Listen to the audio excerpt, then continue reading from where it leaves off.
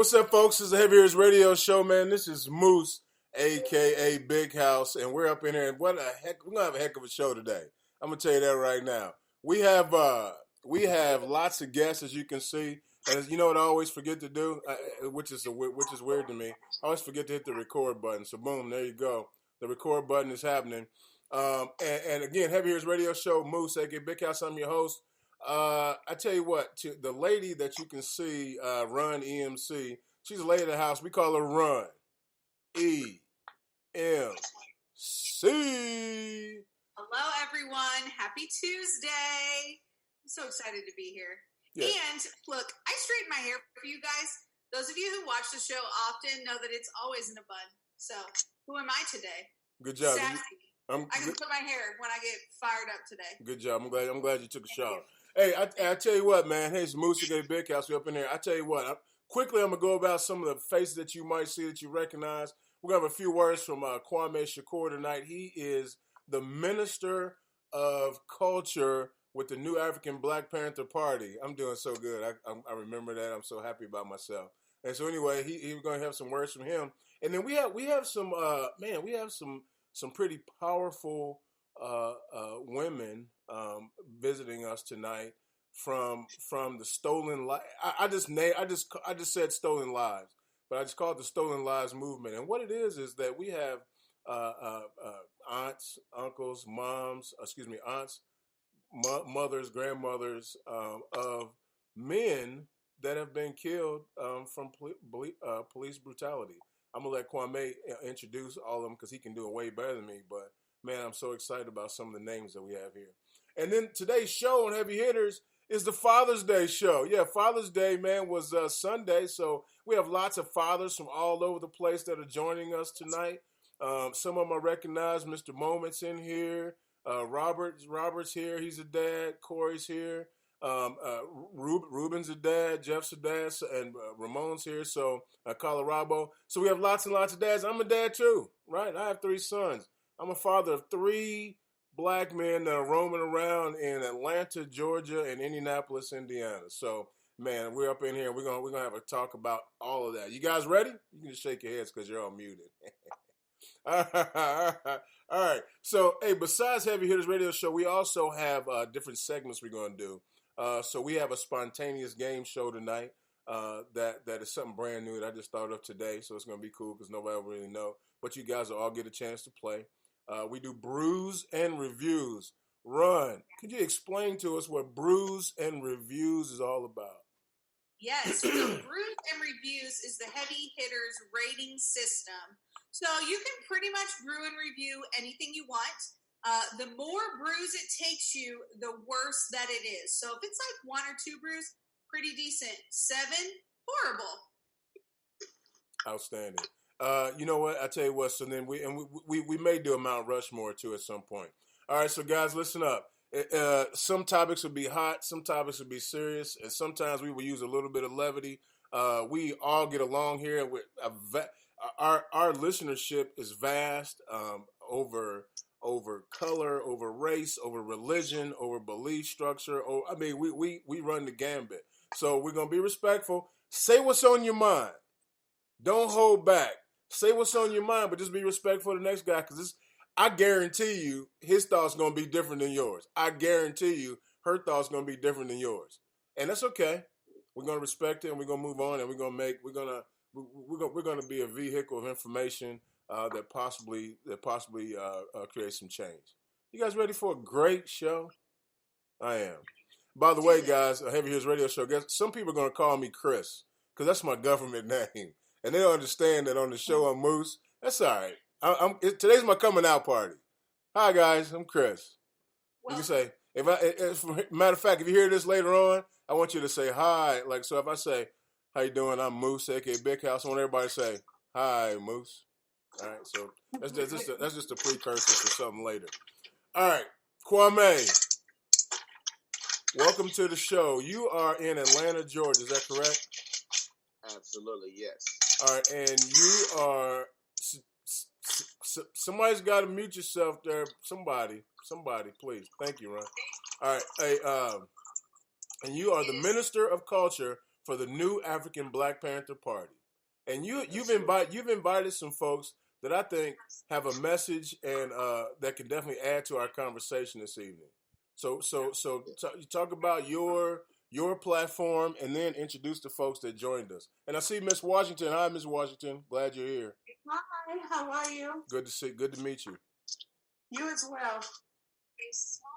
All right, go ahead, Yeah, Mr. I'm the Minister of Culture of the New African Black Panther Party. Just a little bit about us. We just stand in the same legacy of the original Black Panther Party. Just 2 Sundays ago, they recognized us again out in Harlem. The original Black Panther Party and the Young Lords basically passing on the torch to us, because we the only ones that really is pushing the same political line that the original Black Panther Party pushed back in the 60s. We represent that same legacy today. The individuals that I invited on today, Vita Washington Abu Sali is the auntie of Alton Sterling. Everybody remember when Alton Sterling was killed by the police down in Baton Rouge back in 2016.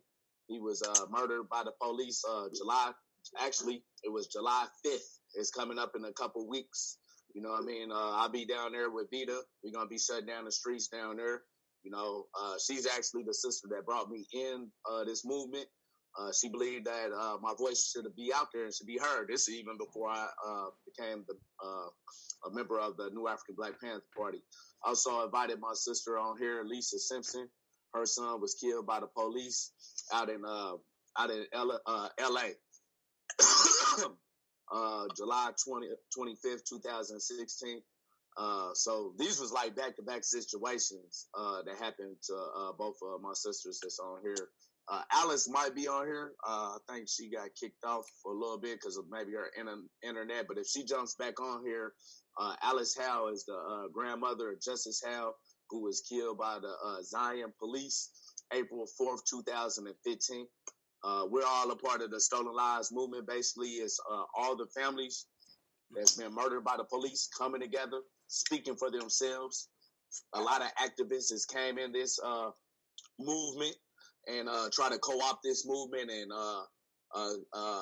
pretty much undermine all these family members' voice and their cause and stuff. So it's going to be a lot going on this summer.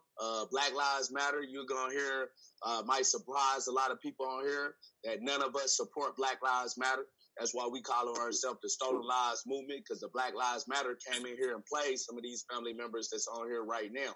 You know, they was co-opting the movement to drive the movement back into the in line with the system. The same system that they was out here supposed to be struggling against. They was pretty much working with the system to undermine these family members. So this probably surprised a lot of people that we don't support Black Lives Matter. You know what I'm saying?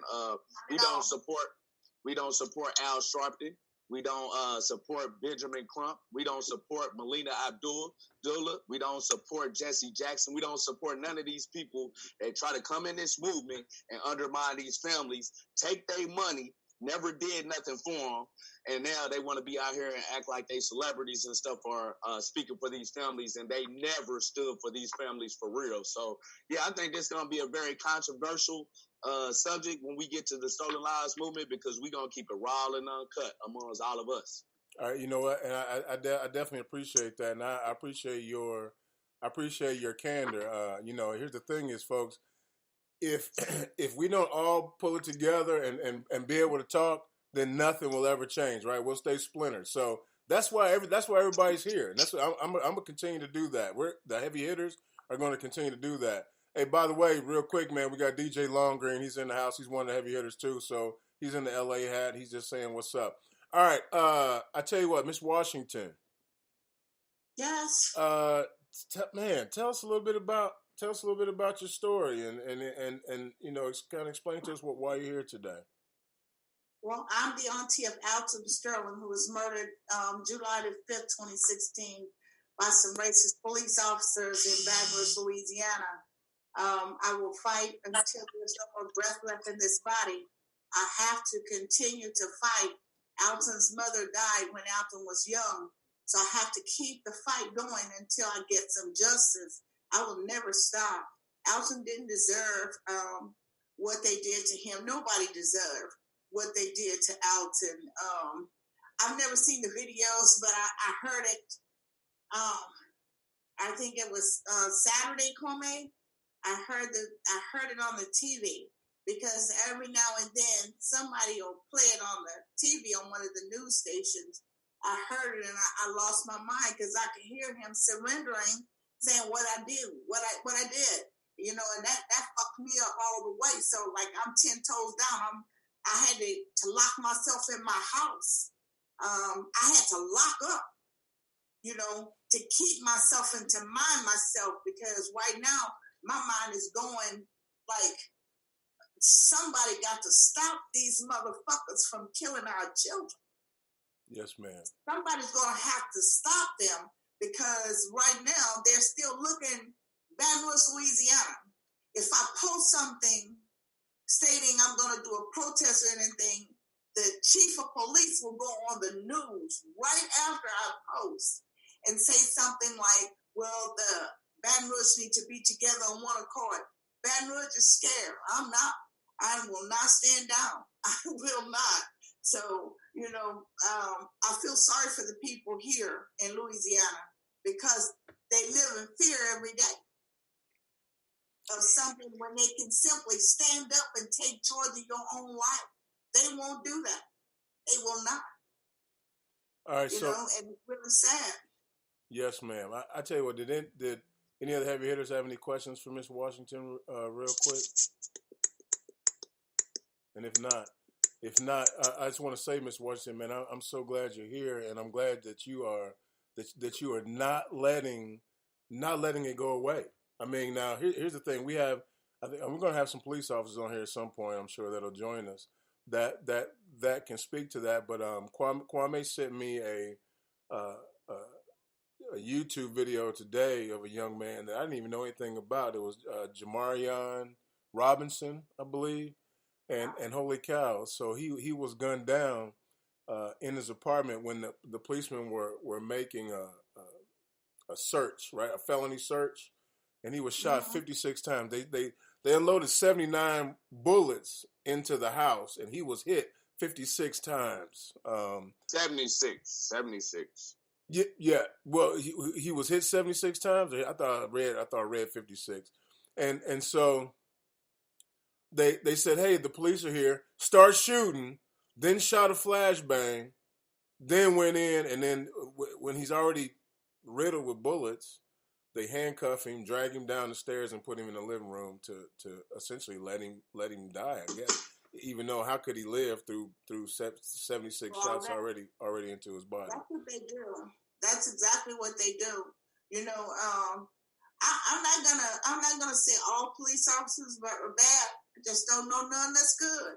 You know, and they have an opportunity. They have every opportunity to come and talk to me. I'm right here, from state to state to state. I'm right here. You know, say what you got to say. It took Floyd to get murdered for them to want to take a knee. And I take that lightly. I think they're taking a knee because that white boy took a knee on Floyd's neck.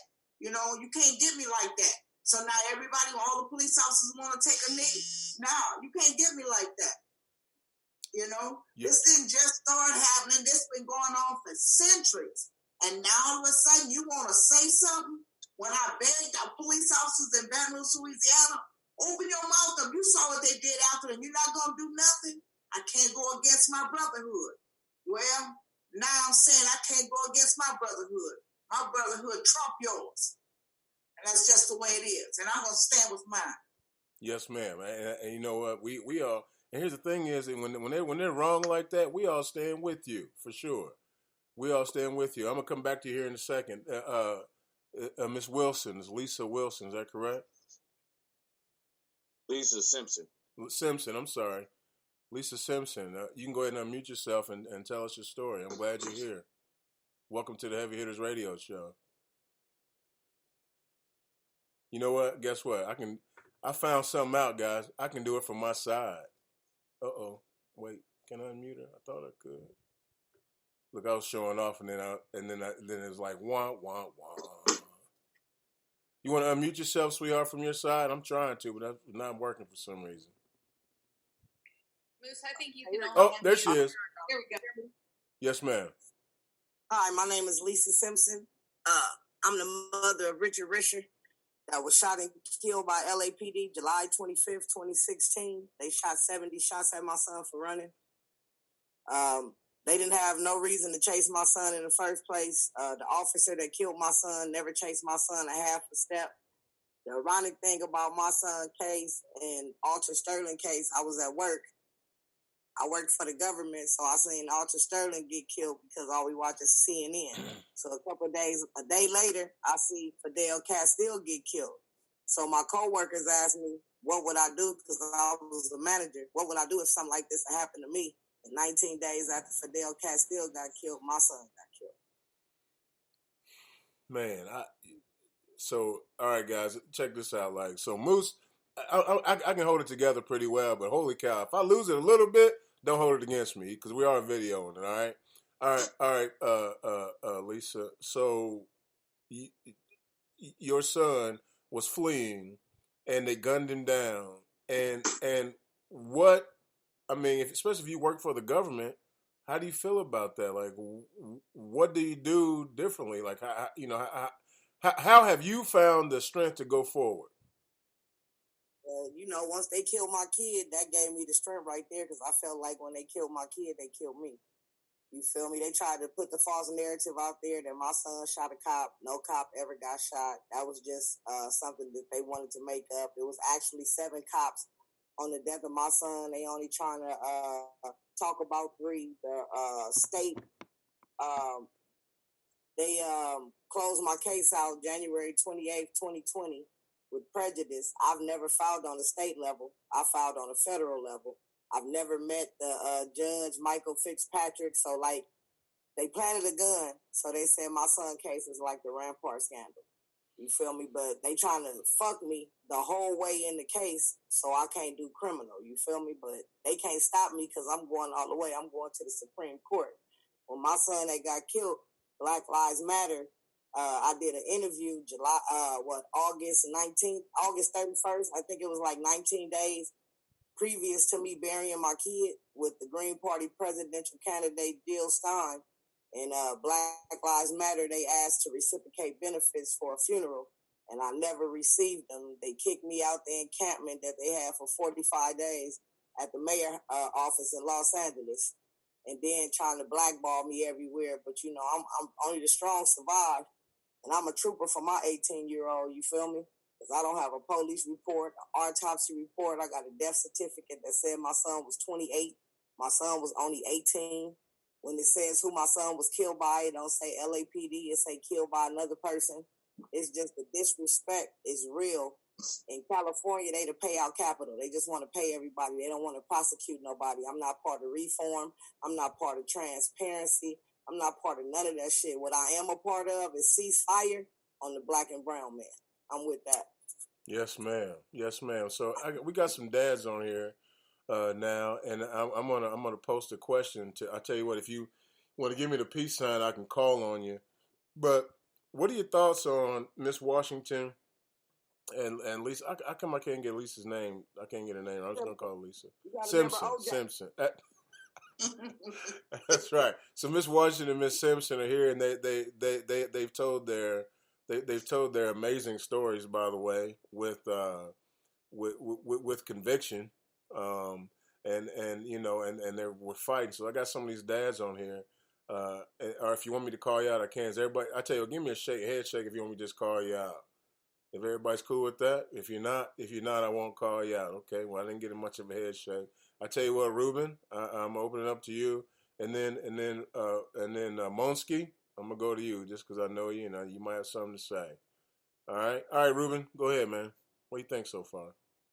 I tell you, this is extremely interesting to me because me and my buddy Kenyon, we go round and round because we have a lot of the same thoughts and beliefs, but there's some things we differ on, but it's not. I think I'm really shocked that BLM is not I don't know. I'm not a BLM supporter. I call myself a constitutionalist. I don't see myself as a Democrat or a Republican. I'm going to vote for who's going to stand up for the people and the Constitution. And it's like I told Kenyon early on, right after Floyd happened, and there's so much division going on in the country. I've always said it's not me against you, it's us against them, because if they can keep us divided, then they've got us whipped. If they conquer us in our own house, they've got us whipped. And I think it's horrible. It's like I think Miss Washington said, she's not against all police, but she's never met a good one. And I tell you, now day and age, it's more and more like that. I have a lot of respect for the good cops. If there's got to be some good cops out there, but I tell you, you see it more and more on the news. Maybe I'm just too much of a conspiracy theorist, but I don't know. I hate what's going on in our country right now, because I feel like it's an election year, and all this that's going on is just to keep us divided, so their agenda, whatever their agenda is, can be pushed through. And I have love for everybody. If somebody does me right, I don't care what color you are, what religion you are, what your sexual preference is. It don't matter to me. If you're good to me, I'm good to you. I get along with anybody. I don't care. So, I mean, it's just where I stand, and I have mad respect for every last one of you and for what you stand for. And it's like I tell some of my friends, we might not see eye to eye, but that doesn't mean I can't be your friend. It's a difference of it. It's everybody's opinions, and what makes the world go round. None of us is all going to see eye to eye. It'd be boring in my eyes. So if we can all, come together and just link arms and be together for one purpose and one cause, and I think we'd make huge strides in making some good history. All right, Ruben, I like that. Although I'm a little bit scared of COVID, so I'm not linking arms with a whole lot of people right now. Like my bubble's kind of short. I hugged Kwame last time I saw him. You know what I'm saying? But other than that, I really don't mess with a whole lot of people, man, because of COVID. Hey, Kwame, you had your hand up real quick. Go ahead, man. And then Miss Washington after that. Okay. At the end of the day, I'm a revolutionary.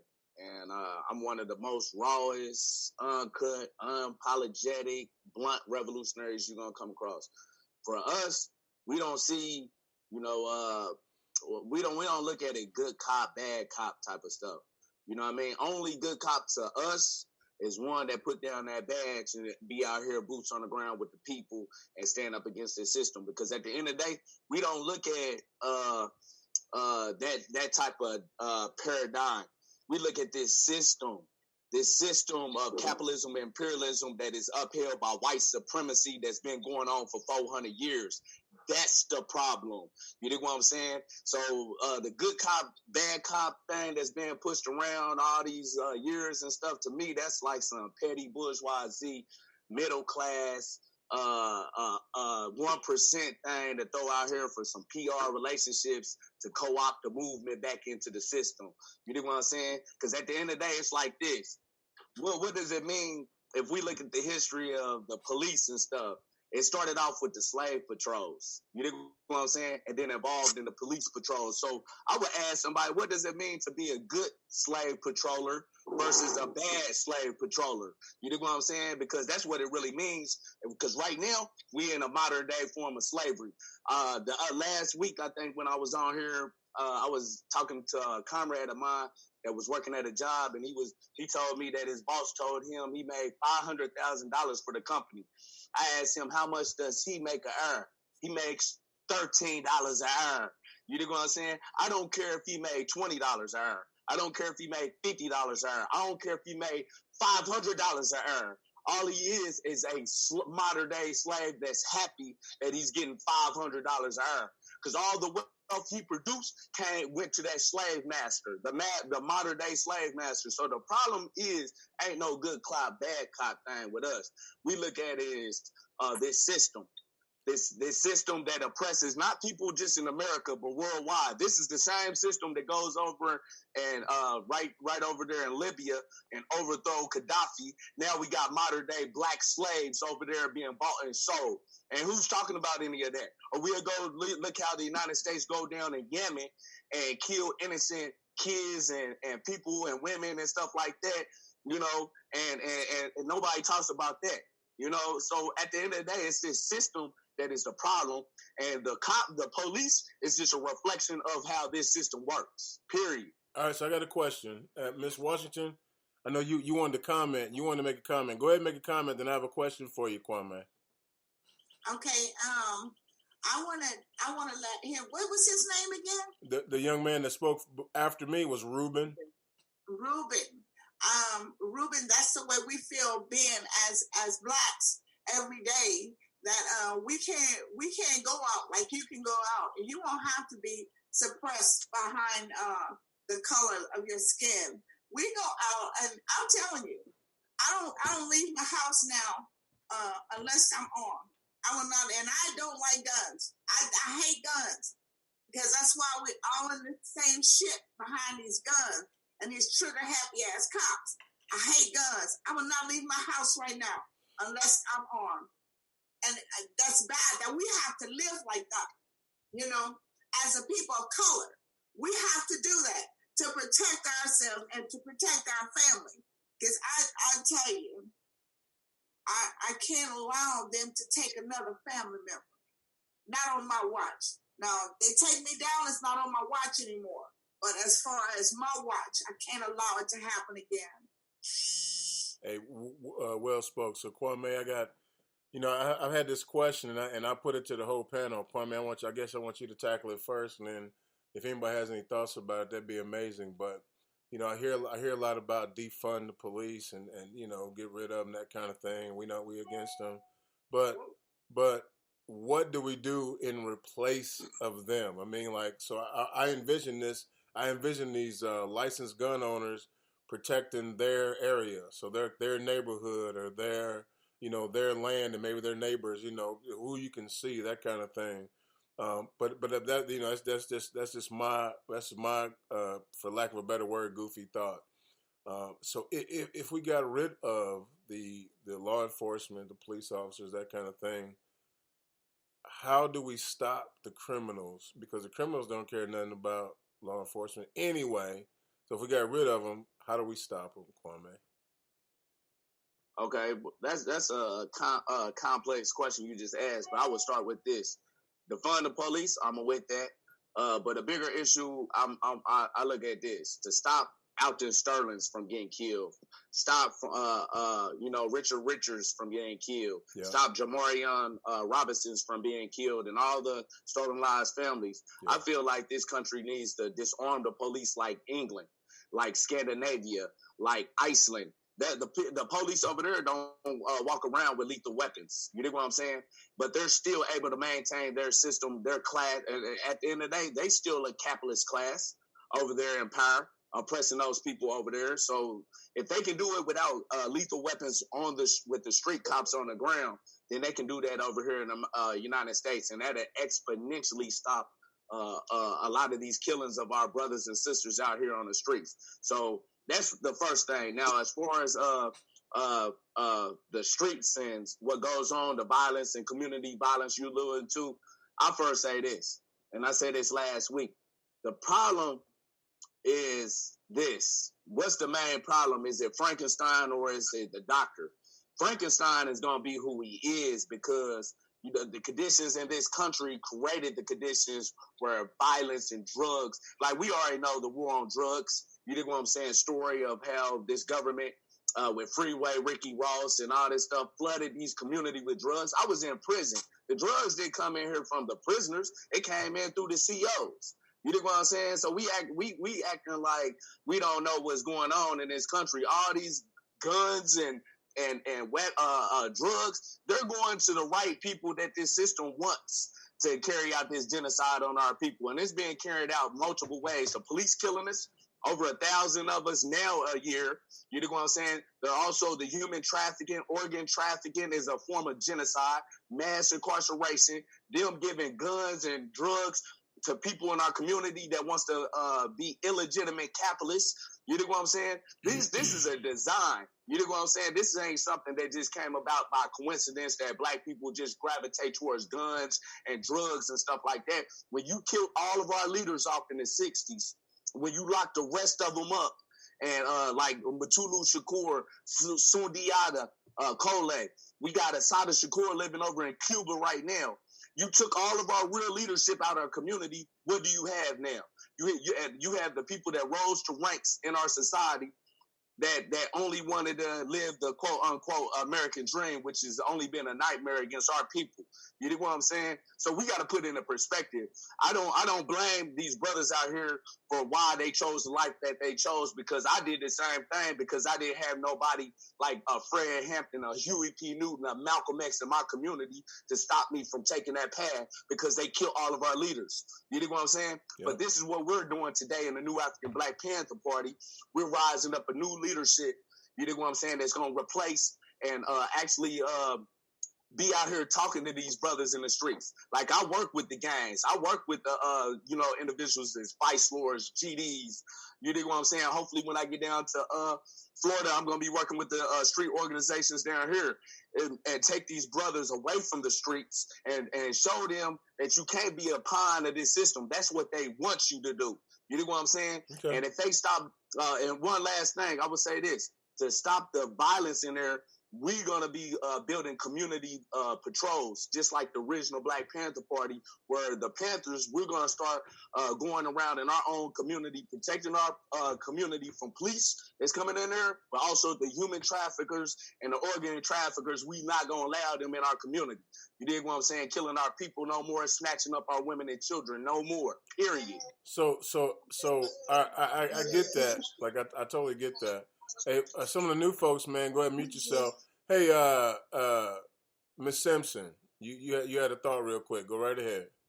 Yeah, I just wanted to chime in on what you said about black on black crime, basically. And it's like, I don't see that, because every time the police kill us, that's the first thing our people say. Oh, we got to stop black on black crime. But a lot of these police is doing these crimes in our neighborhoods and blaming the next black person for it. Just like we quarantine.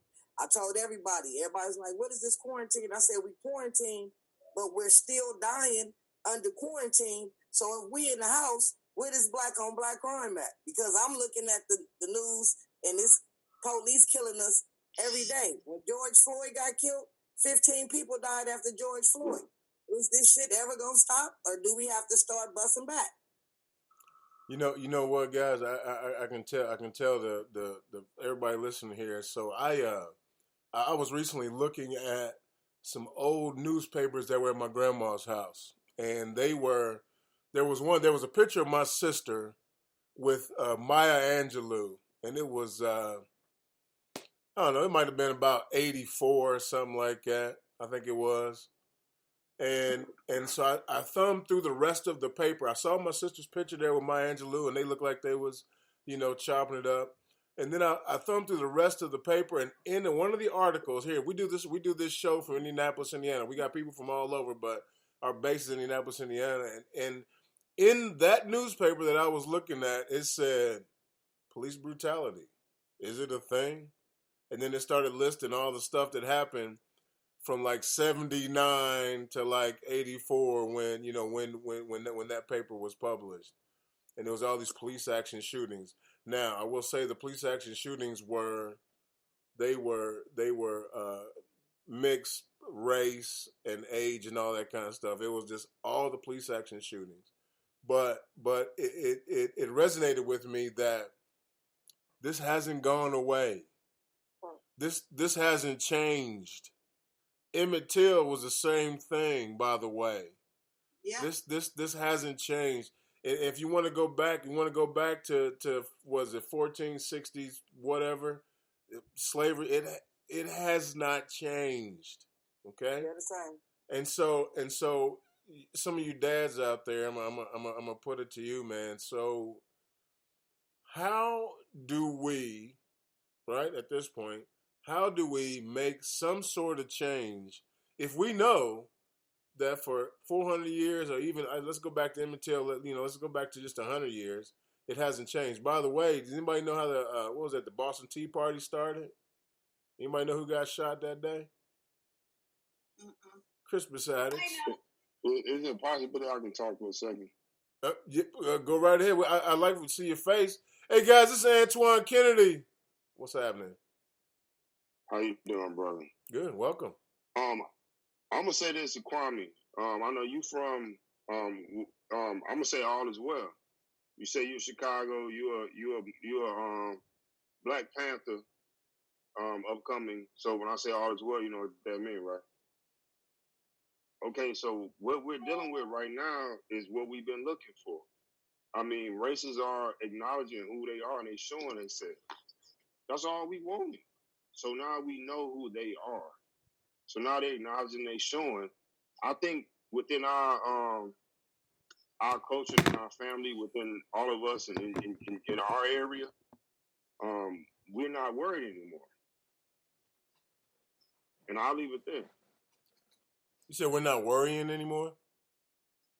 No, we're not. The whole thing was set in Kwame, know what I'm saying? Oh, okay. All right. You guys talking some old Black Panther underhanded stuff, man. They're talking code on you. We talking some code, man. Like I'm bringing y'all together, man. Like you know. I want to say something. At least text me and let me in. Who's that? Who's talking right now? This is Vita. Okay.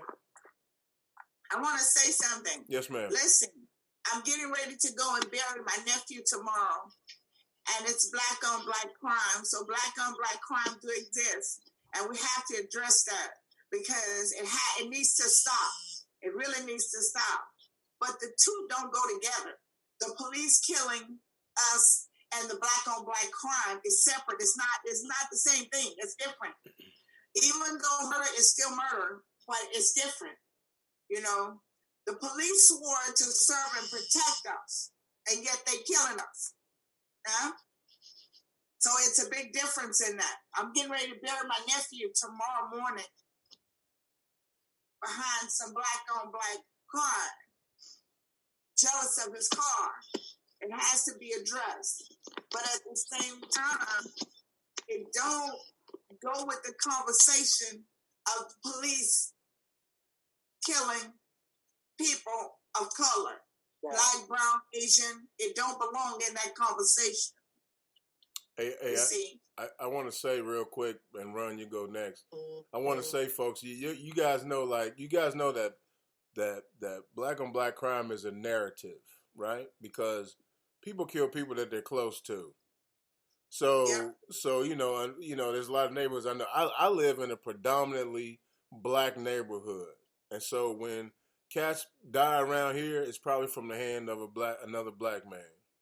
That's just kind of the way it goes because there's most of us living around here together. Right. But if you out somewhere else, you know, out in the burbs somewhere, then it's probably at the hands of whatever color they are. But you know what? But see, we don't have that narrative because we don't want to hear that. We don't want to hear that pilgrims are killing pilgrims. Heck no, we don't want to hear that. We want to make sure that they know. And by the way, heavy hitters, we use the word pilgrims just because, I don't know, years ago we decided not to say white folks and we say pilgrims. So that's kind of how we do it.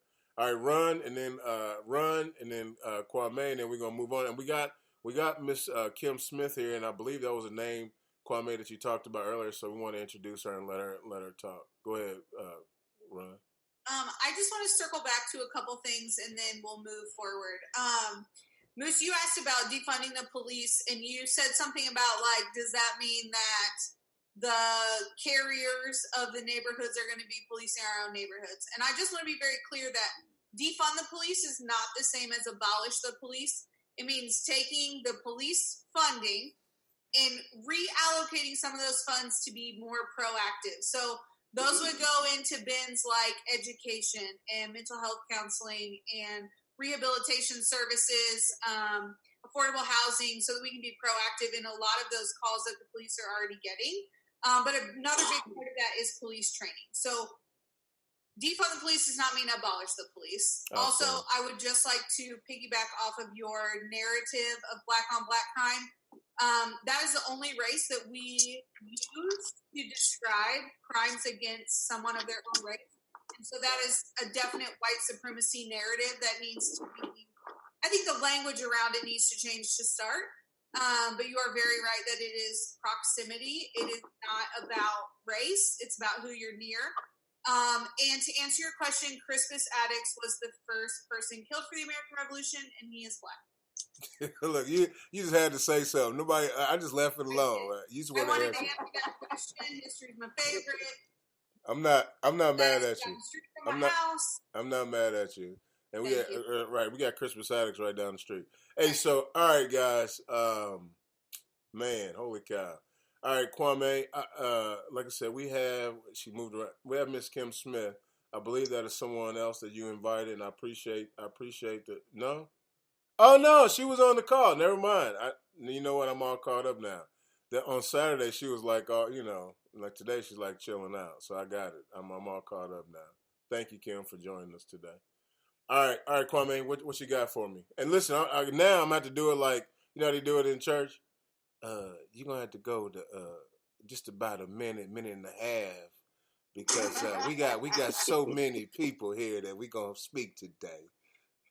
All right, Kwame, go ahead, man.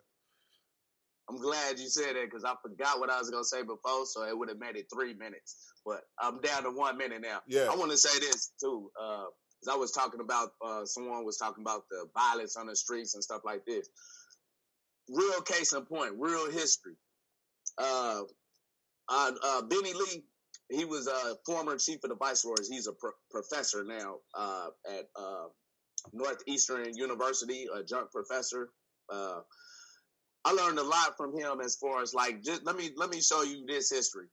When the vice lords, the conservative vice lords, for example, they were cleaning up their community. Martin Luther King lived over in Lawndale. You know what I'm saying? They weren't gang banging. They weren't killing each other. You know what I'm saying? Bobby Gore was the national spokesman at the time, and he did a lot for that community. But you know what happened when, what's his name? Richard Daley, the mayor, called the war on gangs and stuff.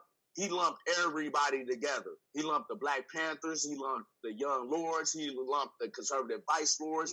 He lumped all these organizations that was actually doing something for our community. Bobby Gore went to prison for 11 years for something he ain't do. You know what I'm saying? Yeah, a vice lord.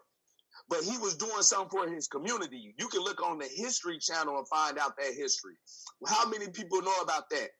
A lot of people talk about these street organizations, and they ask me why I be out here embracing the brothers in the streets, because I know their history and this government and how they've been demonized. A lot of people don't understand their history when they was actually doing something for our community and stuff. You know what I'm saying? But and one other example, like Leonard Singali, he was a Black Peace Stone. You know what I'm saying? They locked him up. At least he beat the case and stuff. But the point I'm trying to make is every time any Black leadership arrives in the Black community, they always try to undermine the people that's actually building up our community, doing positive things for our community. So the question shouldn't be on black violence. Oh, I remember this, and I'm about 30 more seconds. Yeah, like you said, you're going over time. Black on black violence is a myth. Because like you said, if you look at any ethnicity, white on white violence is just as high as black on black violence, Latino violence on Latino violence. It's just used against us because they want to make us seem like we're somehow abnormally dysfunctional than every other ethnicity. Yeah, no, Kwame. There's no question that we understand that narrative is being pushed through. I just think that I don't know. I feel like this in a lot of conversations I've had in the last little bit. It's a situation where if you watched a rally the other night in Tulsa, Oklahoma, right? And it's your guys' president. He's not my president. Well, he is. I'm an American citizen, so I guess he's my president too. But he's not my president necessarily, and I'm not afraid to say that. Especially now we got Kwame on here. Probably the FBI's watching us. But anyway, uh, so we got a situation. We got a situation where in his speech he says, "Hey guys, I put 300 judges in place. I put 2 Supreme Court justices in place.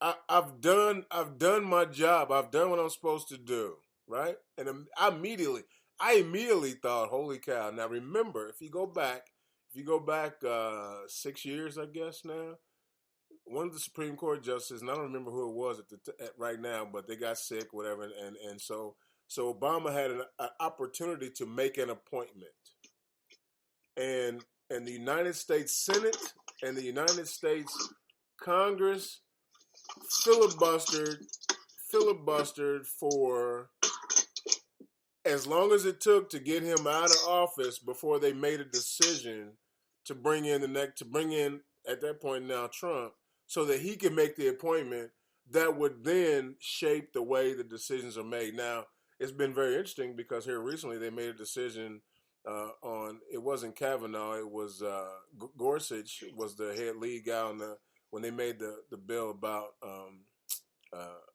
the folks that are what is it, like the gay, like they made it so that the gay rights, gay and civil rights was the same, I guess. Or I'm not saying, I'm not giving it justice like I should, but that just happened. And I'm sure Trump was like, he's probably like Scooby Doo. You ever seen when Scooby Doo gets surprised, like, like what the heck? Like I never thought that would happen. I'm sure that happened. I'm sure that happened last week because Trump did not expect that. But so 300 judges and 2 Supreme Court justices. How long is it going to take us to change that? It's going to take a long time. I tell you what, Robert's phone. I want you to comment on that. Colorado, if you ever thought about that, I want you to comment. Miss Smith, if you do, if you don't, that's fine. And then Dila, I want you to wrap it up. And then moment, anytime you're ready, you let me know because you got fired up on Saturday. So I know at some point you're gonna be ready to rock and roll. I'm just ready for you. Go ahead, Robert's phone. It takes people so long to get the mute off. I try to figure that out. Like practice. Is it me? Are you talking about me? Yes. Are you calling me Robert? It says Robert's phone. That's what it says. But you've never referred to me as Robert before. I would never in a million years. There could be somebody else on here named Robert. I didn't know you were talking to me. Hey guys, guess what? That's Moose's brother right there. So you're right. I've never called him Robert. That's what's funny. Yeah. I've never had. Anyway, go. What's funny to me is you talked about the Supreme Court. I had so much to say. You got some great guests tonight. This has been riveting. I hate to use that term, but it has been. The Supreme Court decided that you could not be fired from your job because you were gay, transgender, bisexual, LGBTQ, which was a great victory, and one of the most conservative judges on the court sided with the liberals. So my point of saying, and also it was a good week for the DACA kids, the Dreamers too, which is something that Trump fought against. So my point is that he's appointing these judges, but they should not be political weapons for him, right? They should be doing things that are legally centered, not necessarily what Trump wants them to do. What bothers me as a dad to a 6-year-old in this whole conversation is that my foster boy loves the police. Every time a police car comes down the street, he gets all excited. I have him watching the news with me, and he's seeing all this confrontation. He doesn't understand why people are marching against the police. He sees the police as good guys. So it's hard for me to explain to him all the nuances of everything that's going on, especially because he's 6, he doesn't get it. And that troubles me because I know as a black boy, I'm going to have to tell him, this is how you have to conduct yourself when you're in public. That even though you may not have done anything wrong, they're going to see your skin color before they see what you may or may not have done. That's a hard conversation to have because I want him to respect the police.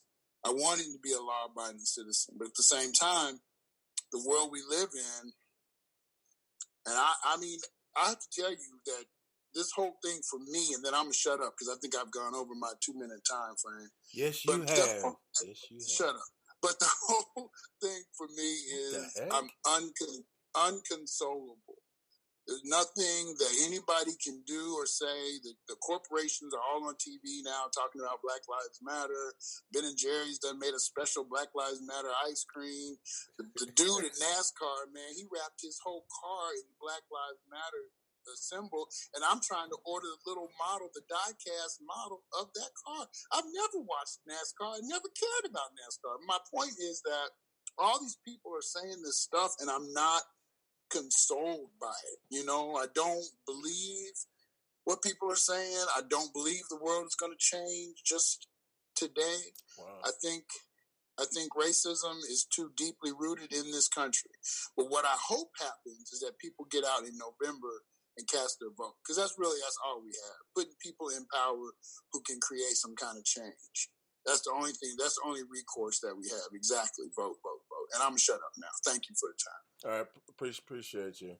He took so long, I forgot who I said go next. Shut up, man.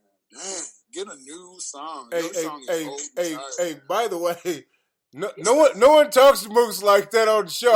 I will cut you off the show. You can't mute me. We've already learned you can't mute anybody. You know, watch this. Done. Yeah, I can do that. All right, Miss Smith. You have some thoughts, or were you going to just you just checking it out? I do. Hey guys, how are you?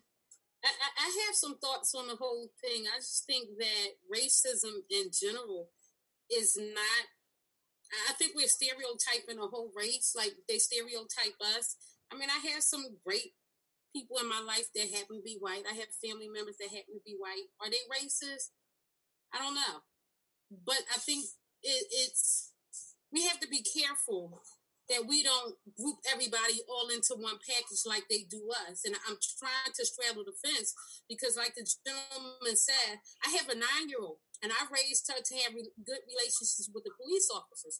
I also have a 28-year-old son who had bad interaction with the police. So I have one that loves him, and I have one that don't care for him at all. So I think we have to be careful how we raise our children and teach them to be a good character no matter what. Do you disrespect my baby came home one day telling me something to Popo. I'm like, well, where do you get that from? We don't talk like that.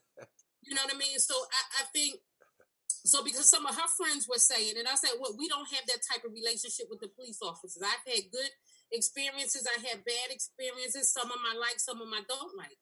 But I got the inspector on speed dial, got the captain on speed dial, and I have family members who are police officers. So we have to be careful not to stereotype and group all people of one party in one bunch, because then we ourselves, are throwing rocks in a glass house. So that's my concern. I just think we just need to be careful. All right, thank you, Ms. Smith. Yes, ma'am, Lisa. Miss Simpson. Can I chime in on that? Miss Simpson, yes, please. Because it's a problem, and that's one of the problems, that the police, that people saying that's good police that work in these police stations, they don't say shit. So I don't see you as being a good police officer if you turn your back, because if it's your family, that don't mean nothing. We dying like wildflowers out here in the streets, and ain't no police stepping up to the plate saying, hey, this shit need to stop. They in agreement with that shit. When they police officers get in trouble, they all want to quit with they police officers. They killing us out here. My son shouldn't be dead. Arthur Sturgeon shouldn't be dead. Oscar Grant shouldn't be dead. Michael Wesley shouldn't be dead. Ronnie Man Johnson shouldn't be dead. All these children that they killing out here rapidly, and because a lot of people have those type of views, we gonna call a kettle what the kettle is. We ain't gonna sugarcoat shit. Fuck 12. There's no good cop because they turn their back when they killing us out here on the streets. It's a shame that you got to be in fear just being a black man walking down the street, driving a car, eating at a restaurant, falling asleep in the car. So for people to just try to make it like, oh, you put it in a certain realm, no, we're going to call it for what the fuck it is. Genocide on our black ass. And they're killing us on a daily. Before we can mourn for one kid, we got to mourn for 3 or 4 more kids. Now they done took it back to the 1800s. They hanging us now. Where I live at, they lynched 2 people. Ain't nobody talking about that sister that they lynched her son one week and the police killed her other son the next week. So it's like, when you got police officers in your family, you gonna feel a certain type of way. But if your family ain't saying nothing, they part of the problem too. Straight out. All right, you know what? Hey, I'm with you on that. I appreciate what you're saying. And here's the thing. Here's what makes it. Here's what makes it so difficult to do this because we open up the forum for every side, right? And my hope is that we all respect every side, because holy cow, when Miss Simpson is speaking, she's speaking from the heart. She lost a family member. She's speaking from the heart. So I respect that she's speaking from the heart. Yes, matter of fact, the police officer is going to speak after I speak. He's a sworn police officer right this second. He's going to speak right after I get done. And so it's one of those things where, and by the way, when pineapples, hey, Ron, real quick, you want to explain what pineapples is? I will, and we're a little late to the pineapple party tonight. We are. Pineapples is the heavy hitters safe word. Yeah. So we have a lot of listeners who have children. And they not anymore. It's over with. So we say pineapples before we're going to say something slightly inappropriate, but oftentimes we miss it too, and we have to say pineapples out. Pineapples. Yeah, you get it. You get it, Miss Simpson. You're one of our neighbors, man. You're welcome back anytime. All right, Health Connection. What's up, buddy?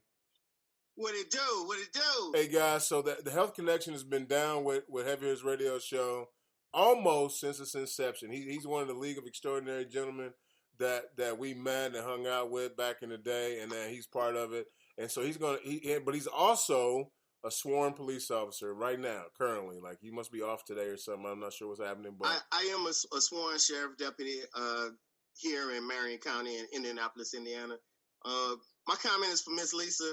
Sweetheart, I want to first and foremost let you know that my condolences to you for any losses that you have shared at the hands of anyone that has been sworn to protect and serve.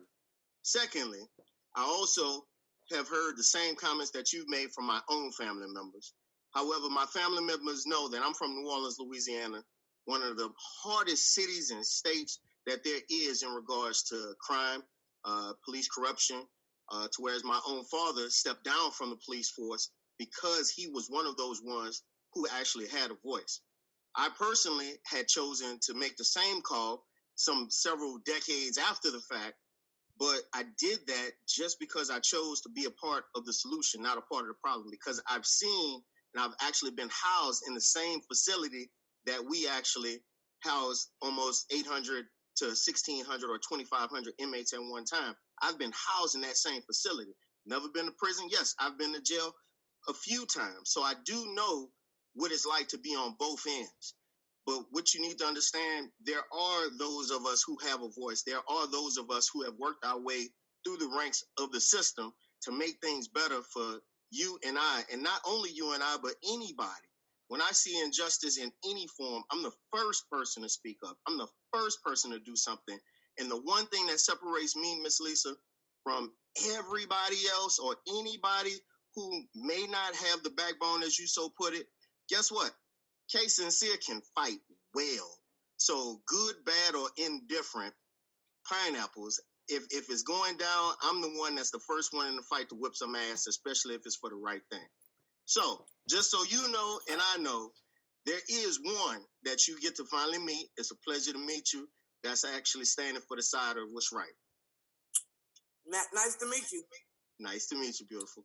He even has that police officer mustache where you look at him, you go, man, either cut it off or do something. But then you got that big old space between your nose and your lip. I know, I understand.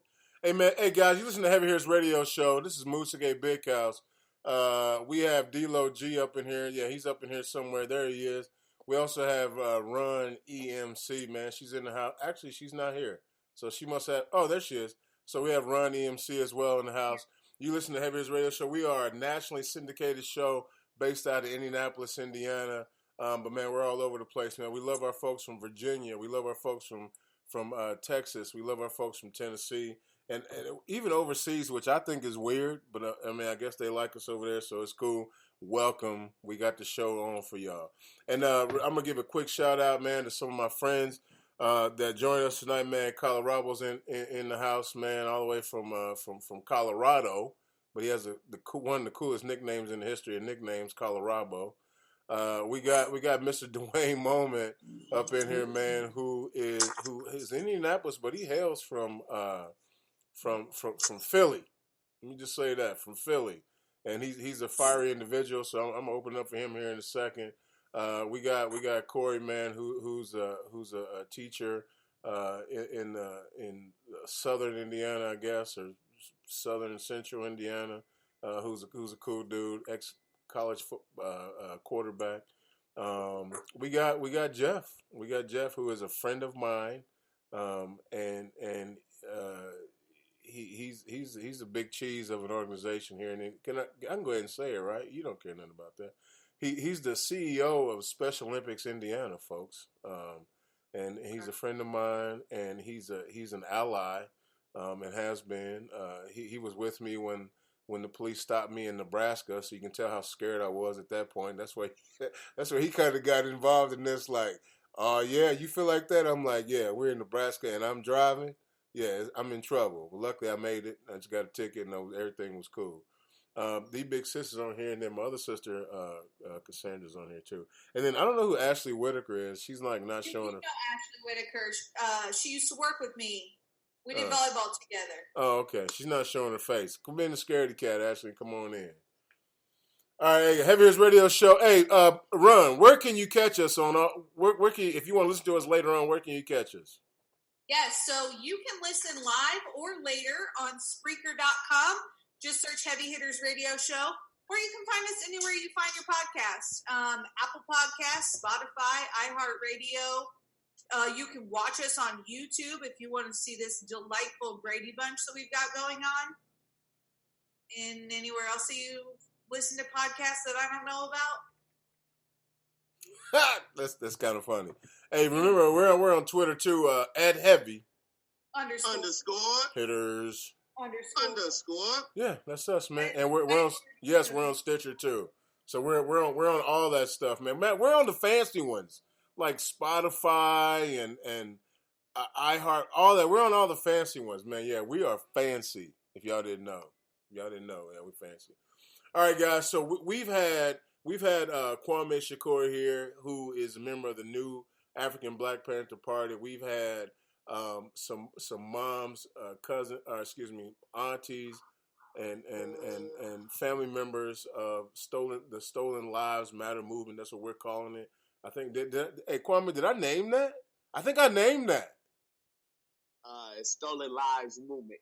Daggone it. Yeah, Stolen Lives Movement. That's it. We don't want nothing. Not matter, yeah. Not matter. My bad. You're right. My bad. Not matter. Stolen Lives Movement. And I tell you, man, Miss Lisa Simpson spoke from her heart, and we appreciate you being here as well. And then I think everybody else broke out on us. Yeah, everybody else broke out on us. So guess what, guys? It's time to celebrate fathers. It's time to celebrate fatherhood. It's time to celebrate all the things that make you a good daddy, a good dad, maybe a stand-up guy. Because if you didn't sire, is that the right word to say? If you didn't sire children, you can still be a dad.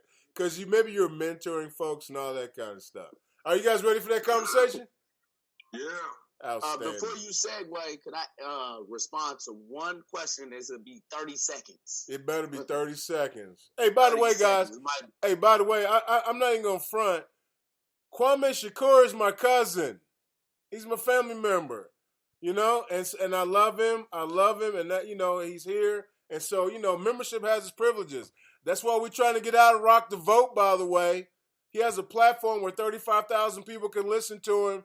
Welcome to the Heavy Hitters Radio Show. Well, along with Lisa Simpson and anybody else they bring. I can't talk to him.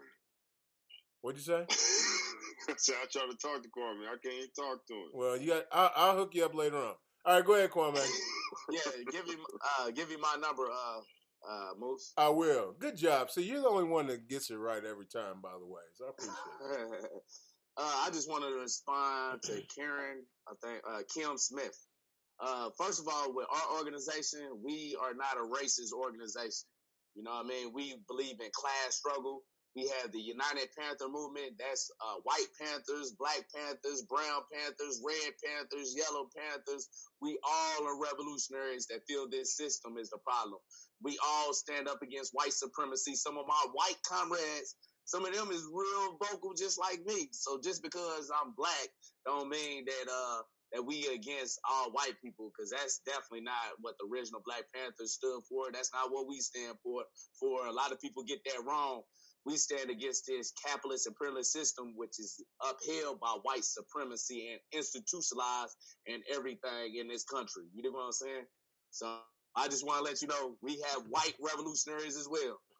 We appreciate that, man. Cuzzo, we appreciate you. Hey, Heavy Hitters Radio Show. Happy Father's Day, guys. Everybody wave for your dad. Yes. Happy Father's Day. You can give me that, and it's all good. Hey, so, all right. So, Father's Day just passed, and some of you guys, I sent this meme to you where the guy opened up his package, and there was a pair of socks, and he had an attitude. He's like, hold on a second. Like, your mama gets Benihana, flowers, you know what I'm saying? She get all this stuff, and you give me a pair of socks? And the dude was really, really mad at it. All right, so I'm gonna start with Mr. Moment. On Father's Day, I mean, is it okay to get socks? We can go Moment, Corey, and then Colorado and Jeff. So my answer is probably gonna sound not popular. I don't get anything for Father's Day. I don't get, and this is gonna sound really crazy. So I've been with my wife for 30 years. We haven't done nothing like when it comes to Father's Day, Mother's Day, birthdays, Christmas, Valentine's Day, none of that. We now don't get me wrong, that doesn't mean if I'm out doing something, I'm out to a mall, see something that I think I like for her, I'll pick it up, or vice versa. But we don't celebrate any holidays. I know that sounds weird. You are such a loving couple, though, Dwayne. I don't understand it. That's why we're probably so loving. Because there's a lot of pressure. Okay. And I say pressure not in the real sense of pressure. Pressure is really like, not know you can feed your family. So that's real pressure. But I'm talking about in the sense of trying to uphold something, and you know, if this the right gift, or if that's the right gift, they're gonna be happier. The thing that I'm fortunate with my wife, like I said, been with her 30 years. That was day one. That kind of hooked me. She likes sports, and she didn't care about any of these extra gifts. When she said that, I was hooked. There's nothing else, you know, for me, because I don't care about those things either. So if you don't care about them and I don't care about them, I mean, we got a great foundation right there. So, right. Is she an Eagles fan? She's a Colts fan because she's from here. Yeah, she's from here. So she's a Colts fan.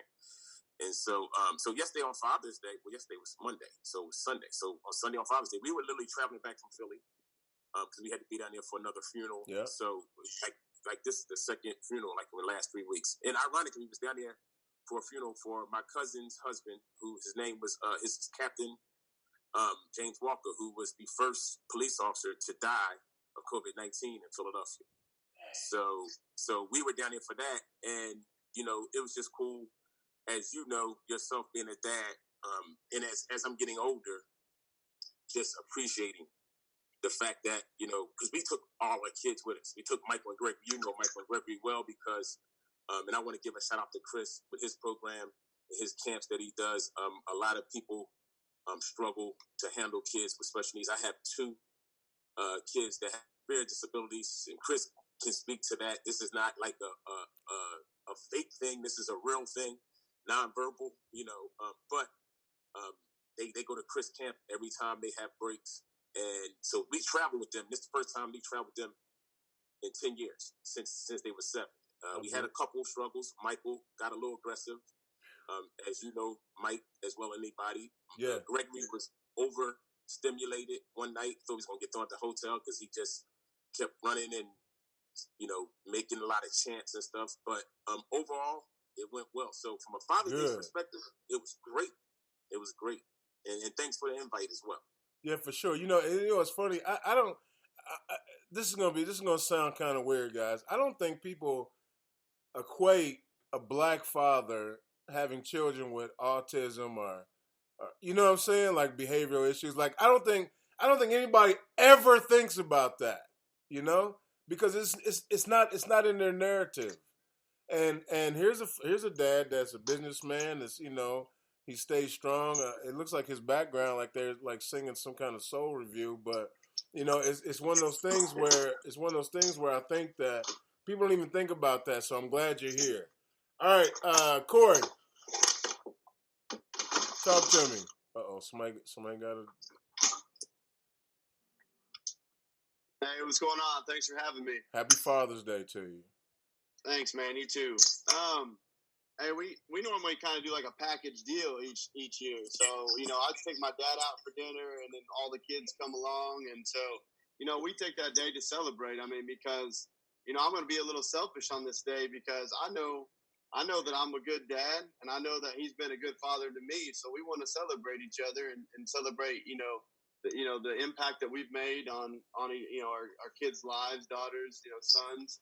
So we take that day and have a good day and get some good eat and just enjoy our time with all our kids. So all right. Well, I definitely appreciate that. I appreciate you being here as well and giving some feedback here pretty soon. Colorado, talk to me. What's happening, man? Just out here enjoying the weather today. Tell me about your Father's Day out there in Colorado and what it means to you. Man. You know what I'm saying? Usual, you know what I'm saying? Chat with the kids on FaceTime in Indy. You know what I'm saying? I got kids here too. Celebrate with them. Throw some stuff on the grill, man. And, do what we do out here in Colorado. He's so laid back, folks. That's his steez. That's just his. By the way, Long Green, I just said that's his steez. Can you explain to us what that means, please?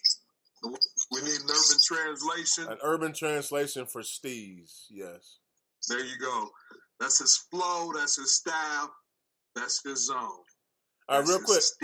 Well, I got you on. I'm gonna go to you, and then I'm gonna go back to Jeff Moeller here in a second. Tell me what it's like about Father's Day, man. Yo, like Father's Day is always real questionable for me. Like what?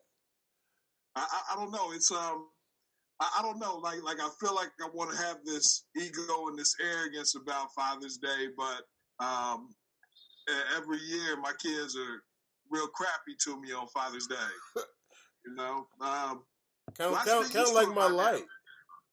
I should be used to it by now.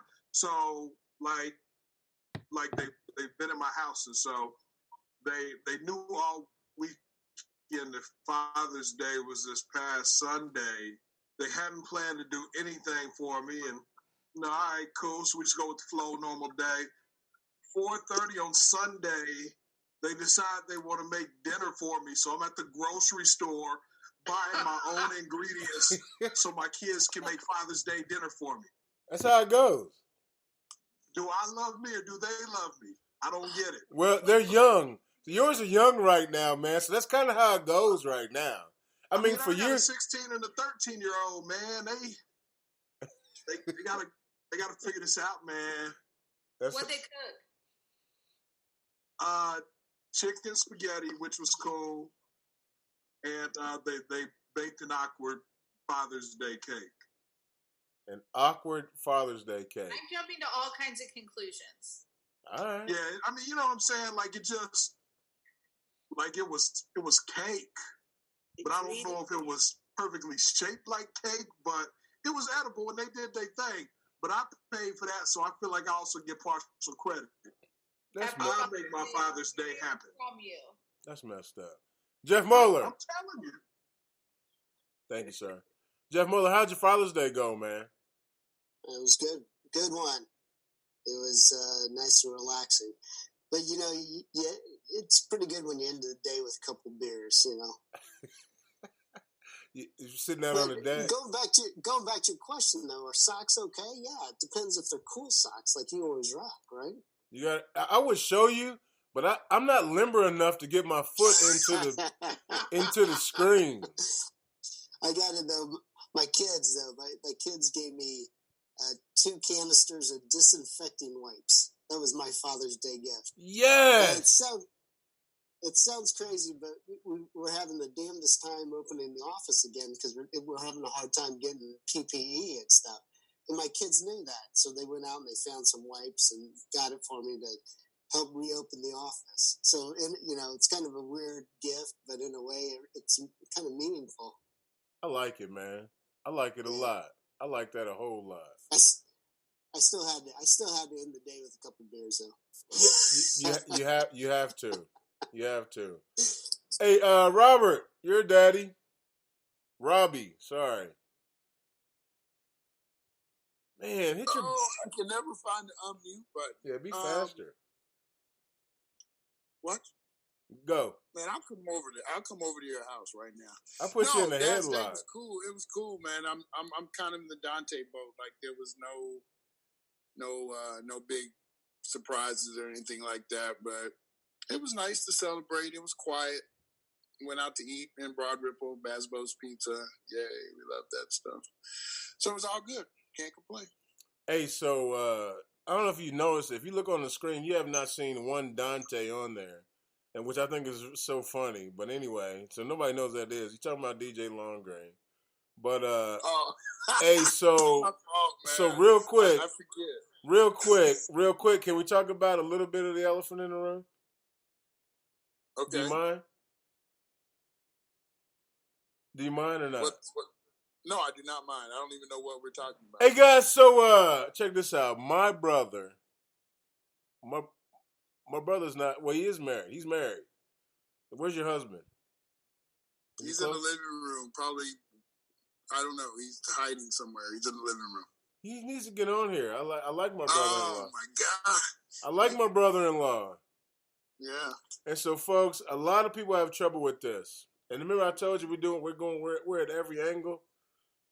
My brother has a husband, and my brother-in-law is Terrell. What's up, brother-in-law? Look, they got that Fisher Price. It froze up. Yeah, they got that Fisher Price. Whatever, man. Go ahead. Go on with your big speech. Anyway, it's not even a big speech, but you guys are parents. You've taken on a foster child. You've taken on a black young man who I love. He's so cool. I think he's cool. Y'all probably think he talks too much, but he talks just like my youngest. He's like nonstop talking. I like cars. I like this. Oh, look at that sky. Look at that, Uncle Chris. Look at that. Blah blah. You know, he's nonstop, just like my youngest was, which I enjoy. Mm-hmm. Tell me what it's like. Tell me what it's like, man, being in. You know, you guys are out. I talked to you on Father's Day. I talked to both of you on Father's Day. What is it like being out with your husband and your son and you know, y'all out eating dinner and all that kind of good stuff? You know, we live in a bubble because our church is inclusive, and so we go to church with a lot of gay parents. Our adoption agency has events at our church. So, I mean, we kind of live in a bubble where we don't really get a lot of backlash, you know. But when you kind of gave me a heads up, this was kind of be on the direction that we'd be talking. And I thought it's so interesting because in our process to adopt and to become foster parents, we have experienced, like we were at one agency and they denied us. And we couldn't figure out if it's because we were black or if it's because we were two men. So it's like this whole world that we live in is very different because when people are looking at us funny, we never know if it's because we are two dudes and we have a child or if it's because we're two black dudes and we have a black. I just don't know. You never know what people are really thinking about you. So we don't put any stock in that, right?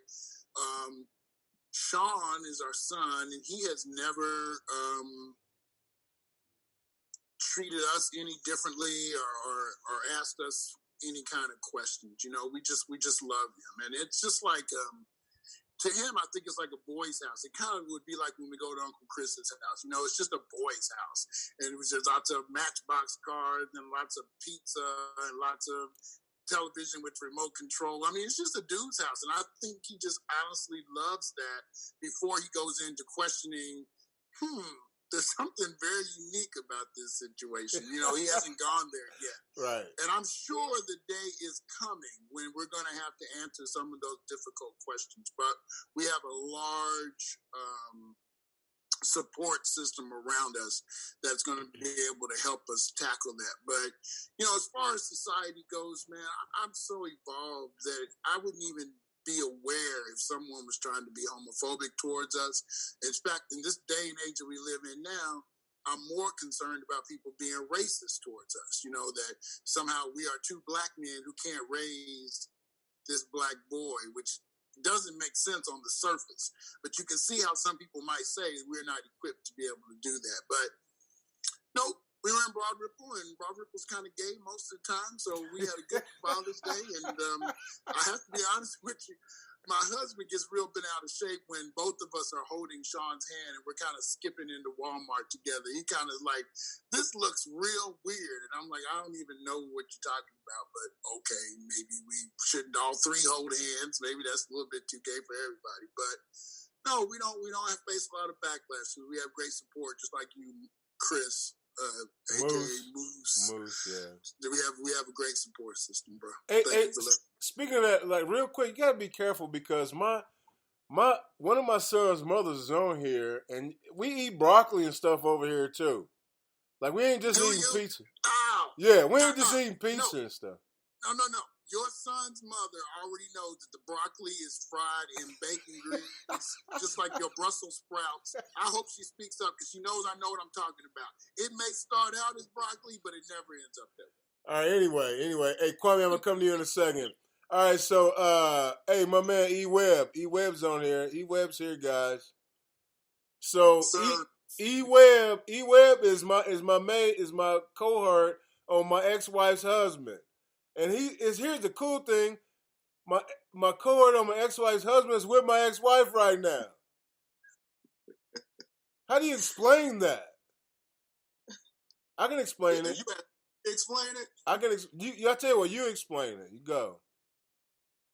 Well, I mean, so to put it simply, man, we all just one big family, and I think a lot of people don't get that or understand that we basically put the kid first, and when we've just all been able to work this thing out perfectly, to where we all everything just runs smooth. So it's one big family over here, and you were supposed to be here on Father's Day morning, man. I was sleeping. I was asleep. You told us you was gonna be asleep before you was asleep. Yeah, cause I know. Like he called me at 9:30. He didn't have a shirt on yet. I would have had to get up an hour earlier. I was sleeping. I was in the bed sleep, so I couldn't make it. But guys, did you hear that? So to go more into what I'm saying, you know, my wife is your ex-wife. You know, she's sitting right here, Cindy. You know, but the reason why she's really the main reason why we are able to have the relationship me and Moose that we have. Because as I'm sure you guys know, the woman is like the first voice, and she can make or break a relationship, especially when it comes. Or a son and a father, you know. So, you know, I have to give high praise to my wife sitting here to being the initial driver of that force. Yeah, and you know what's funny? A lot of people think it's weird that I hang out with my ex-wife's husband. I like that dude. Like, you know, if she was gonna pick somebody, he was the cool dude to pick, right? I wasn't the guy. He's the guy. He can handle all that. And so it's one of those things where now he has a relationship with my son, right? And a lot of men struggle with that. A lot of men struggle with the fact that maybe another man has a relationship with their son, but if the dude is cool and can add to my son's experience, then I feel like that's amazing. And so guess what happens? Now he has two men, two black men, by the way, that are powerful and strong and listen and learn and pay attention to and do all the things that he needs, right? And so if I'm ever short, which dads, all of us know we fall short in areas. Man, I can honestly say I got somebody that might be able to pick up the slack for me, which is different than a lot of people have. And so I'm not even tripping on that. I'm not tripping on the fact that I have somebody that's a little different. The only big thing I have against him is that he's a Notre Dame fan where I love Michigan. Right? Yeah. I almost had thy littlest seed on the bandwagon for a while. You forced him off of. That's the only time we had words. Like I was gonna have words with you. Over to Michigan, man, but that's all right though. I was gonna have words with you, Dwayne Moment. His best friend's a Notre Dame player coming up. So I think I'm gonna get him. I know it's weird. It's weird. Dwayne Moment, you got your hand up. What's up, buddy? Hey man, so the call has been great. Obviously, every topic, especially with the first topic, but man, and I've been knowing you for dude, you more dope than I thought you was. Just the subject with your brother, which I'm finding out tonight, I didn't know. Not that it was some reason you would have to come and announce that to me, but you can obviously see that is a real genuine relationship and an understanding and appreciation for who he is, and then to come back around with the ex-wife and the husband. I just wanted to tell you, man, I always thought you was dope, but you're more dope than I thought you was, man. Much love to you, for real. Hey, you know what, Dwayne? I appreciate that. Hopefully, and guys, I don't want you to even think that. You know what? Just because my cousin's a Black Panther and my brother's gay, and I'm cool with my ex-wife's husband, don't make me a cool dude. It just makes me a human, right? And you know what? And maybe I'm the human that you're supposed to be. That I don't pass judgment on none of those folks for doing what they're doing, right? I love my cousin. I'm a support. Every time I talk to him, I end my message with, be safe, stay safe, be cool. Every time, because I want him to come home. You know what, guys? I don't know if you know or not, but I've seen Kwame Shakur shot, I don't know, 15 times, I think it was. Was it something like that, Kwame? You don't just shake your head. But I've seen my cousin shot on the news. I want him to be safe, right? I've seen my brother where people looking at him funny and, trying to, a little bit, here and there. And I'm like, hell with that. I whooped their ass too. Pineapples. Oop, I said it last. Right? And so I've been in those situations, guys. And so I wouldn't implore anybody that's listening to please understand that you can love the Black Panther Party, right? You can love the LGBTQ and all the other letters that they use. Because I don't even understand all the letters they use and all the things, but whatever, they're doing their thing. Guess what? We can also love people with intellectual disabilities and autism. That's why Jeff is here, folks, today. He's a CEO of Special Olympics Indiana. It's a big deal that he joined us tonight. And then and then the fact that my ex-wife is here, and her husband, who is my buddy. He's my friend. You know what I'm saying? He's my friend. So it ain't really nothing about me, but I will tell you that if you want to get any message from this situation, it's that you can listen and be a part of whatever you want to listen to and be a part of, and not judge those folks and understand where all of them are coming from. And that's what the Heavy Hitters Radio Show is all about, Dwayne. So I appreciate you pointing it out. Ron, I'm glad you're there. And by the way, folks, The one the only LGZ Mbaku is here. He's the star of the Heavy Hitters Radio Show. He's in his car. You guys can probably see him. He hasn't been able to change his name. What's up, Jeezy? On the grind, yo, out here, man, trying to earn a dollar or two, man. All right, so listen, it's the Father's Day episode, man. You're a dad of daughters. Daughters, man, yeah, grown daughters, by the way. All right, so talk to us a little quickly about daughters, and then we're gonna start playing some games with some of these Why daddies. I gotta be quick, man? Huh? I ain't gotta be quick. Yeah, it's 1 minute. It's 1 minute. Being a father of daughters, man, is it took a man to knock the balls off a kid. That's what I always say. So I did it 3 times. Very proud. Why you your head move? Because your internet's horrible in the car. Like we're gonna let you go. Sound like let me go. That'll make Ron happy if you mute me. She'll feel equal now. So happy if you got muted. It would just set a whole new tone. Hey, folks, real quick, if you understand, I cannot mute Jeezy. Jeezy and I are the ones that started this show, that started this movement, so I can't mute him because he's the half of the Heavy Hitters Radio. So I can't mute him. But holy cow, his internet is horrible. He's in the car. We can't hear him. Yeah. But what I do, man, I'll get back at you when I get to the house. We love you. Love y'all.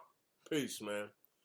All right, guys. Heavy Hitters Radio Show. Hey, you're listening. Hey, are you guys ready to do a game show? Yes. Here we go. All right, dads. So dads, I tell you what, moms. So Lisa, Kim, y'all unmute yourself. Everybody unmute yourself. Everybody's playing, and I'm gonna call you. Okay, here we go. This game. I thought about this game show earlier. It's making me so happy. I'm getting some feedback. Never mind. I shouldn't have probably did that. All right, so this game show is called Support Group. This game show is called Support Group, and what we're going to do is we're going to provide support for anybody because we're going to change and we're going to have a little bit of fun right now, okay? And that's what we're going to do. So this game show is called Support Group. Oh, dang y'all! I didn't play my music, and so here's what's going to happen. I'm going to say music. What's that? So we need music. Yes, I'm gonna say, hi guys. My name is Moose, aka Big House, and all you're gonna say, hi Moose. And then after you say hi Moose, then I'm gonna say what my issue is. So Dwayne, while I'm looking up this game show music, you got your hand raised. Please go ahead and speak. Oh no, I apologize, my man. That's from the last time I was trying to speak. I'm sorry. I'll take it back down. Hey, you one of them guys like me, like with the gray beard. We like, oh man, I was trying to just make it happen. All right, here we go. I got it. I know, guys. All right, here we go. Can I tell you this makes me so happy? By the way. Hey everyone, this is Moose aka Big House, the Heavy Hitters Radio Show. I'm your host today. I'm the host of the Spontaneous Game Show, and today is Support Group Radio. Are we ready? Shake your heads if you're ready. Yes, Moose. All right, I'm going to go first to get you guys interested, and then you just raise your hand and let me know if you want to go next. Are you ready to play? Support Group Radio. Yes, Moose. Yes, Moose. Hi, everybody. I'm Moose, aka Big House. Hello, Moose. Hello, Moose. I just want to say that during this COVID-19 and the fact that I work at a school, so I've been off a little bit in the summer, I've watched way too much Naked and Afraid. Ooh, yes. And I watched way too much Moonshiners. Can you guys offer me some support? Pineapples. Yes. Go right ahead.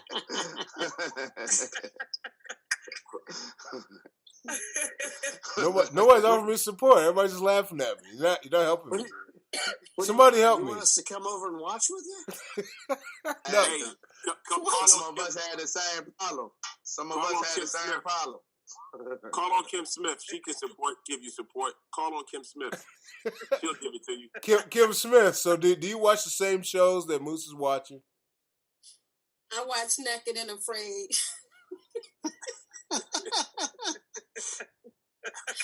I often think, could I go on that show? Then I'd be like, no. Hell no. Hey, you know what? After I think about it, it's dumb. For free. It's dumb. Yeah. Yeah, I was doing yard work the other day, and I was like, zzz, I'm like, I can't even. I'm in my own yard, and I couldn't take the bugs in my own yard, let alone be out there where they just eat you alive. I'm not. We're trying to eat the bugs. I'm not eating the bugs. Why don't you do Naked and Afraid in your backyard? Because it could be the hood edition, the Riverside edition. Hey, I'm gonna tell you right now, I do have a fire pit back there, but it's not working. Like my neighbors for sure will say something to that side over there. Like there's no fence, so they'll see me at some point. They'll be like, "Hey, neighbor, why are you grilling naked?" Like I gotta eat. Right. Somebody gotta eat. You have to make a boma, and then they wouldn't see you. Yeah, see, I'm not doing all that. I got too much deed and off, and I'm backwoods off, and all kind of stuff. I tell you what, real quick. How to go back to work? What's that? Are we supposed to support you in how to go back to work? Yes, please do. Okay, so Moose, welcome to our support group today. Yes. We hear you that you are having some issues with potential binge watching that you've never done in your entire life. Never. We also realize that snacking and your clothes fitting could potentially be an issue going back to work. No. Here's what we can help you. I've lost weight. Start limiting your screen time. Start waking up at a normal hour and showering. Now, while you don't have to go anywhere, you need to try to get back into the routine since we may have to go back to school in 6 weeks. Please take a shower. That would be a great. I started the show by saying I was freshly showered, by the way. I know, but freshly showered at 7 p.m. is different than being showered to go to work in the morning. You know what I mean? Hey, by the way, everybody, this is my youngest boy. This is my youngest son. This is the littlest seed. Hi, guys. He's an essential worker because he makes pizza. Somebody's going to consider that essential. That's right. All right. I tell you what, Miss Lisa, you have such a beautiful smile. Do you have anything that you want to join the support group about? You want to talk to the support group about? Man, all I can tell you is, bro, they need to get y'all back in school because, boy, I'm tired of watching these Zooms with these teachers not teaching our kids nothing. So whatever you can do, any way I can assist you to get you back in school, I'm for it all. So you know that's like, guys, like, hi, my name is Lisa. I didn't hear you guys. Hello, Lisa. Hello, Lisa. I need y'all teachers and educators to get these children back in school so that I can have my life back. Is that what y'all saying? That's what we're saying. Oh gosh, you guys aren't playing. All right, who wants to play? Who's next? Yes, Sincere, go. Man, since all this COVID-19 stuff been happening, that's not how you start. You start by saying, "Hi, I'm K Sincere."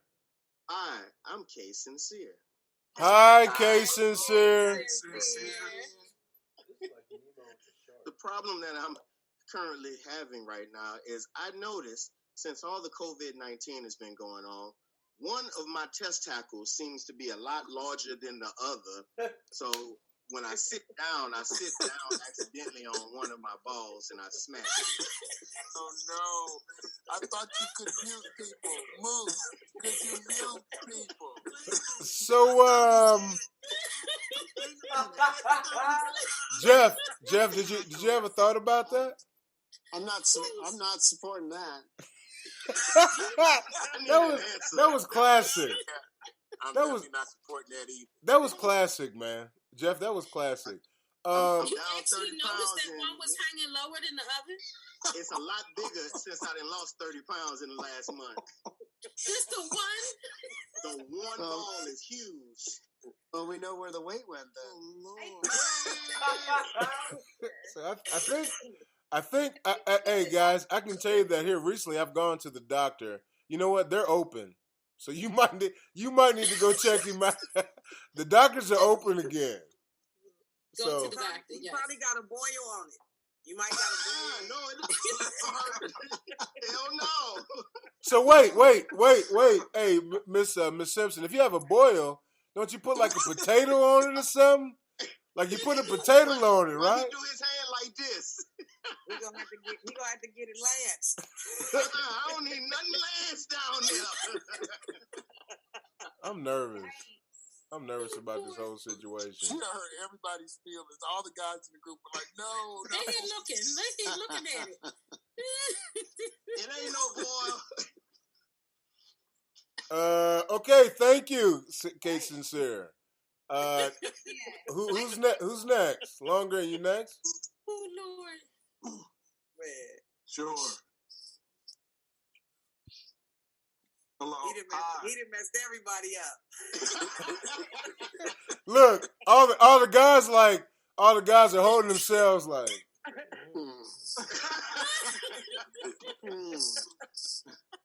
All right, go ahead, Long Green. Hi, I'm DJ Long Green. Hi, DJ Long Green. Yeah, so like everything is mostly cool, but pre-COVID, like I felt pretty consistent. During COVID, I felt consistent then too, and I'm still feeling pretty consistent. And like I get high a lot, and but I'm a really intelligent guy. You know what I mean? And I fight for good causes and do things like that. So I don't feel like it's a real problem, but I just don't see it ever stopping. Is there anything I should do about this or consider? Eat more vegetables. An NA appointment. Oh. No, you good, bro. Keep smoking. Wow. That's the kind of support I'm looking for. I wish we could trade problems. So it sounds like you have a couple of choices. You just keep rolling, right? Doing what you do. Or you get some help. You seek out some help somewhere. I mean, but now I'm at a point in life because now I'm officially a gentleman of a certain age. So I have to consider if I stop now, like I work hard, like I bust my ass, I read a lot, you know what I'm saying? Like things that count. Yeah. So if I stop getting high now, what does that throw off in the ripple effect? Wow. It's hard to say. That's my concern. It's hard to say. Hey, it's working for me. It as long as it works for you, you're cool. I tell you what, man. You know, Moose. So if it's broke, don't fix it. If it ain't broke, don't fix it. Already, Sister Lisa.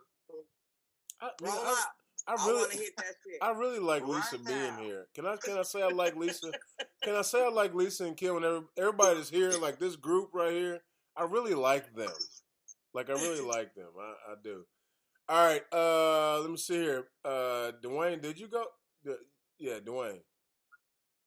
You have one? Yes. Okay. Hi, my name is Dwayne. Hi, Dwayne. Hey, Dwayne. Hey, how you guys doing? I hate to kind of bring this kind of a little more on a serious tip, but it's all right. Since COVID-19, I've lost like so many people. It's like unbelievable. My grandmother, my cousin's husband, multiple friends. Me and Kim Smith have been knowing each other since we've been like 11, 12 years old. And we just have another friend of ours that we've been knowing that long, and she just lost her mother the other day. So that's been my biggest struggle. I can't stop thinking about death. Not to mention schoolmates. Yes. Hey, is Kim in Kim? Are you in Philly, Miss Smith? Absolutely. Man, welcome, man. Shout out to Philly today, man, for sure. Yo, that's crazy. So, Moose, did you know that they knew each other? No, yeah. Well, I was on a call on Saturday with the network here in Indiana. That was the Indiana Mentor Network, and so some of the folks that are here today are from the Indiana Mentor Network, and I appreciate them joining us today. I invited them, and Miss Smith is here, and it's funny because I said I remember this distinctly. I said, "Well, it's a Father's Day episode," and then I looked around, and Miss Smith was like, I said, "But women are invited," and she was like. so I distinctly remember that. It's funny because I was like, "What's the fight?" And she was like, "Oh yeah," I'm like, "No, but women." She's like, "Boy," and she's here. So I definitely appreciate that for sure. So yeah. Hey, cuz, I want to introduce everybody to Monteria Robinson. This is Jamarion Robinson's mother. Hey. Lisa knows her. She's a part of the movement. Her son was shot by the police 76 times. She was in the meeting, that's why she couldn't be on here.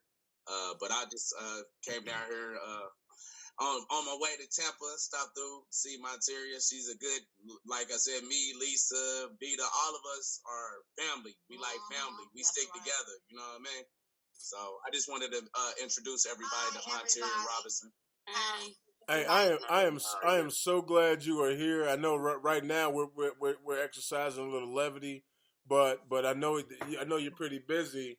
And holy cow, I was not aware of your son's tragedy until today. And then I watched all the videos from your son, and from like Roland Martin and some others.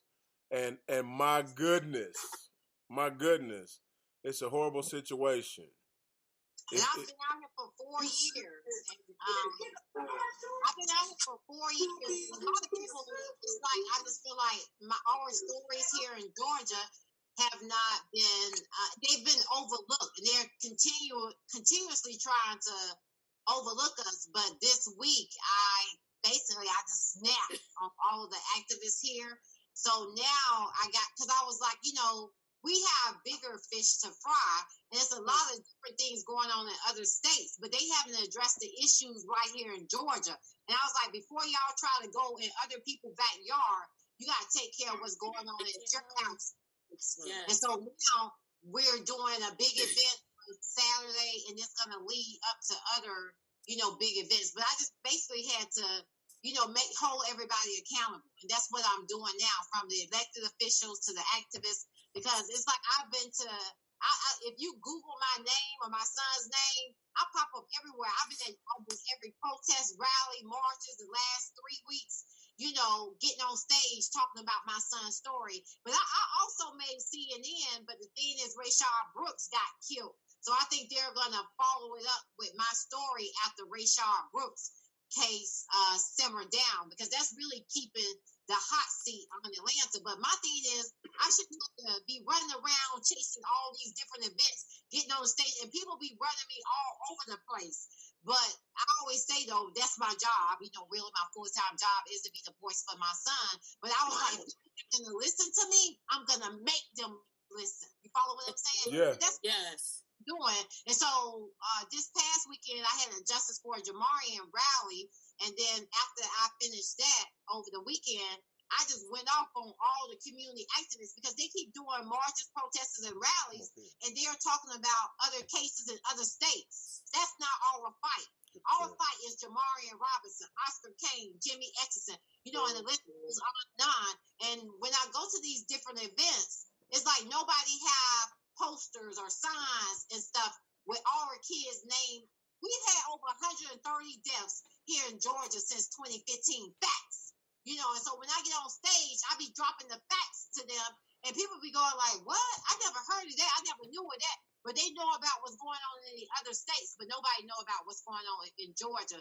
So on Saturday, we're going to do one big march protest. We're walking actually like 6 miles, but we're going to go all the way down MLK into the city.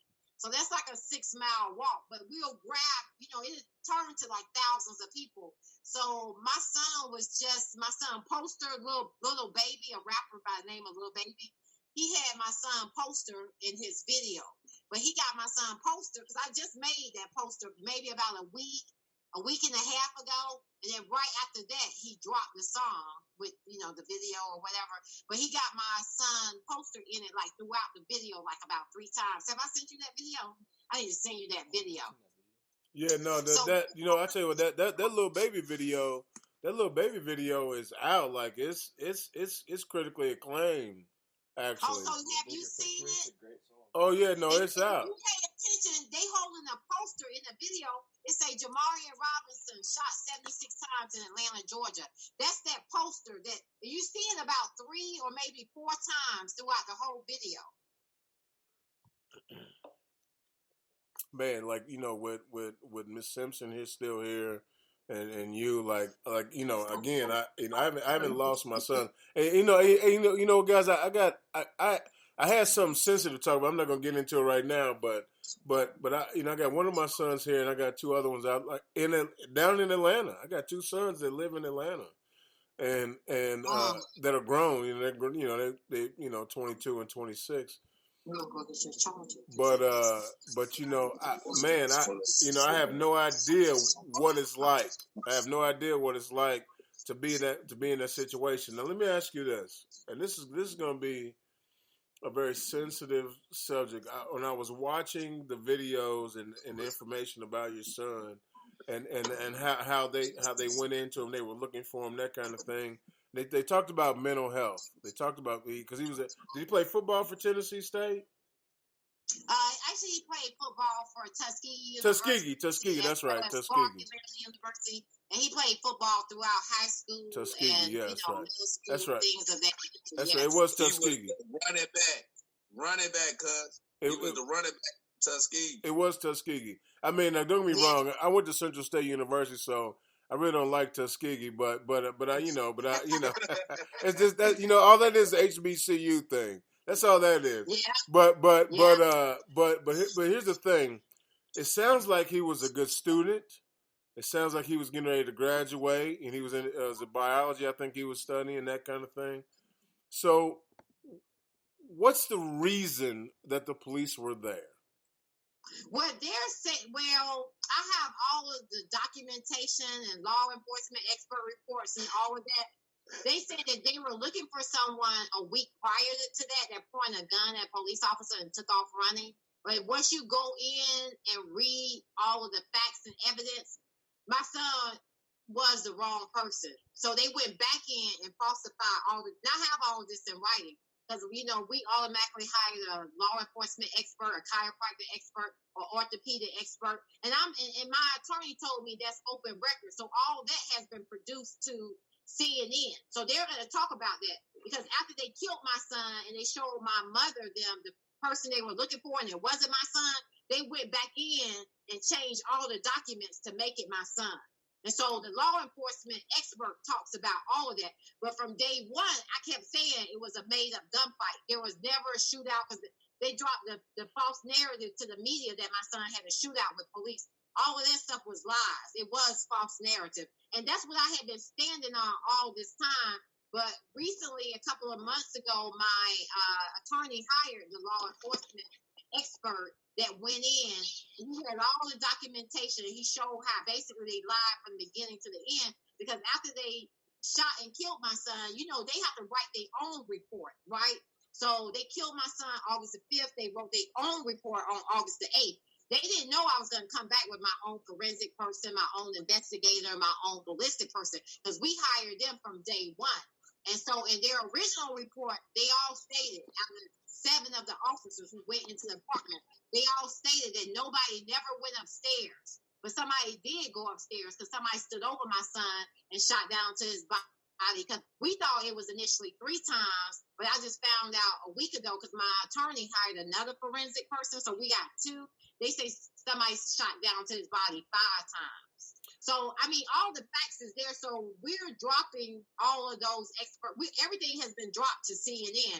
So CNN is going to basically uncover everything. Since they don't want to do their job here in the city of Atlanta, because now they're saying on January the 2nd, the DA was saying, oh, I don't have the authority to arrest them because they're protected by the federal government. So I did a press conference a couple of days later on June 8th, and I gave them the document that indicated that they were not federal employees. So now the DA just arrested Rashard Brooks, murderers. And so now he's saying the reason he had moved forward with my case is because they didn't have any body cameras. But I said my son's body is the body camera.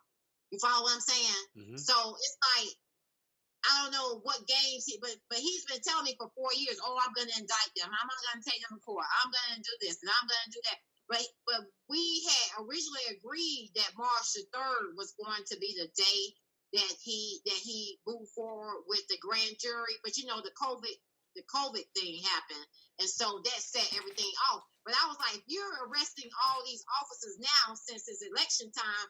Arrest the officers who's responsible for my son's murder too. So that's how I look at it, you know. Yes, ma'am, for sure, man. And I tell you, I looked at that. I looked at the video.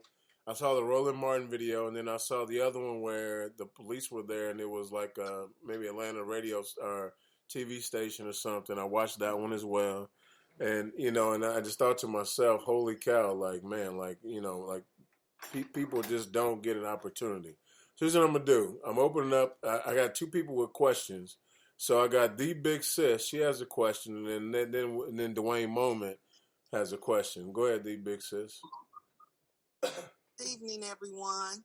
And it's not so much that I have a question. I just have an observation. And I want to tie it all together.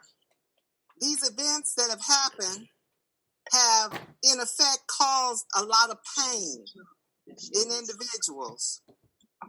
It has given place for anger to take a hold and to consume.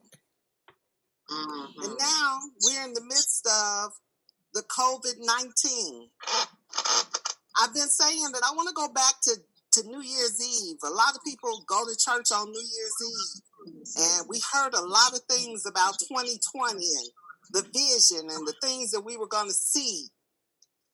I bet absolutely nobody predicted that we were going to be where we are right now.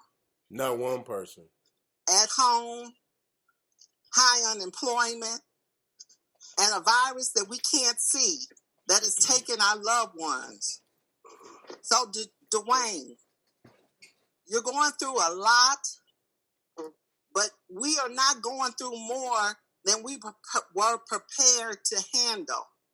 There are conversations and people that we're meeting now because we have actually had to stop to pause. These sisters have been fighting for years alone. They've had nights that we don't even know about. They've had nights that they can't even tell us about, that we wouldn't understand unless we heard their voices. So this has given us a pause to stop and to look and to reflect. If inside you find fear, it's not so much about what you're going to find. If inside you find anger, if inside you find hatred, if inside you find confusion, it's okay to find out those things during this time when we've all had to stop, pause, and reflect. It's what are you going to do about it when you find it? What are you going to do going forward? So that was it. I'm going back on mute. I had to put my hair thing on because I'm wearing braids. I didn't want to talk to the sisters without letting them see my face. And I didn't want to talk to Dwayne without him knowing. It's hard. I had a coworker, and all these people that aren't taking COVID seriously, I had a coworker. Within a month after we left work, he died, his sister died, his mother died, and his father died. I'm quite sure if they could have seen the virus, they would have done what they could to protect their immediate family members. So this isn't a joke, but there is peace. There is comfort If you know that you have loved and been good to that person while they were alive, then you can trust where they've gone to now. And that's what I say. Trust the master in this time, because that's really all we can do. I've discovered that the birds sing early in the morning, but at 9 o'clock at night, I don't hear birds singing. I've been living life so fast, I hadn't even listened to the birds. I'm talking to people that I've never met, that I never would have met if it weren't for this time. I would have been going about my life, doing my job, coming home, eating my food, laughing at my venues and watching my shows. But now we have an ear, we have eyes, and we are awake. What are we going to do going forward? Thank you. Appreciate you. Mr. Moment, it's your platform. Thank you, big sis. Yes. I wanted to ask the lady, and thank you also for those kind words from the lady who just spoke. I can't remember her name. The lady who. No, I'm talking about the lady whose son got killed. Oh, Monteria Robinson. Yes, Miss Robinson. Yes. Hey, I wanted to ask you. I mean, with that situation happening, as difficult as that is, you know, me having children myself, I just can't imagine, because I just think about it now and I get emotional. So, what I want to ask you, how are you doing self-care for yourself? Are you seeing a therapist? And if you're not, have you considered it? I'm, you know, as a person, I'm concerned about your well-being as much as I know, you know, your energy and your passion to fight for your son. How are you managing that? Well, you know, I take like breaks here and there. I did recently, about a month ago, I went on vacation with my family. You know, we went to Destin, Florida for about 4 days. You know, I'm the type of person, you know, I'm not no crybaby. I'm not no weak person. And I just feel like this is my job. This is my mission. I mean, I have my days where I kind of think about my son, may make me sad, and but I'm not like the type. I just feel like I'm a warrior, I'm a fighter, I'm a queen.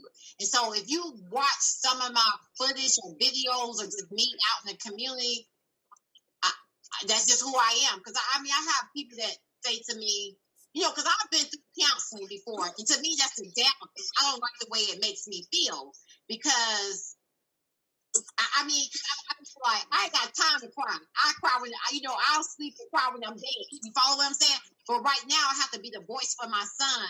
You know, and people always say, when you get on the news, you know, people always call themselves giving me advice. You know, you want people to sympathize with you. You know, you may have to cry. I always tell them that's not me. I say, because I have something to say. I want it to be well received. And I want people to be able to understand what I got to say clearly. So, if you're asking me to get on there and cry and do all this, I'm not that mother. That's just not who I am. My ex-husband used to always say to me, he used to be like, baby, I've never seen you cry before. And I used to want to say, and you're not going to, because that's just not who I am. You know, I still believe in, you know, I go out with my family. You know, I do stuff with my family like once a month. You know, we do a lot of family outings. You know, we do dinner together, maybe at somebody's house. You know, play games, you know, play charades, play cards. You know, we be competing with each other. So that's my, like, way of, you know, having my time, my me time with my family and my son and my grandbaby and things of that nature. So, but other than that, my full-time job is being the voice and the face for my son, Jamarian Robinson. All right, so real quick, and thank you, Dwayne, for your question. But Lisa and Ms. Robinson, how can you find the strength just to be regular? You know, here's what I hear. I hear this all the time. I hear this question all the time. They're like, well, man, you know what, Moose? They don't say that, but you know what, Moose? Man, I never knew you had any problem with this, that, or the other. You know? And I tell them, I go, because man, I gotta like live and be comfortable and, you know, have a good day and all that kind of stuff, you know. If I was out here shaking you up the whole time, then it would be a mess. It'd be messy all the time. How do you two, ladies, and what's weird is you're on either side of me, right? So you see me pointing this way, Lisa, that's you, and Mama Robinson, that's you.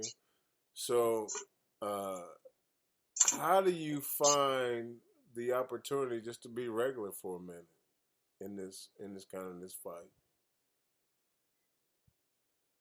Lisa, who wants to go for Lisa? You can go first. That's a hard question, because my life will never be regular again, Moose.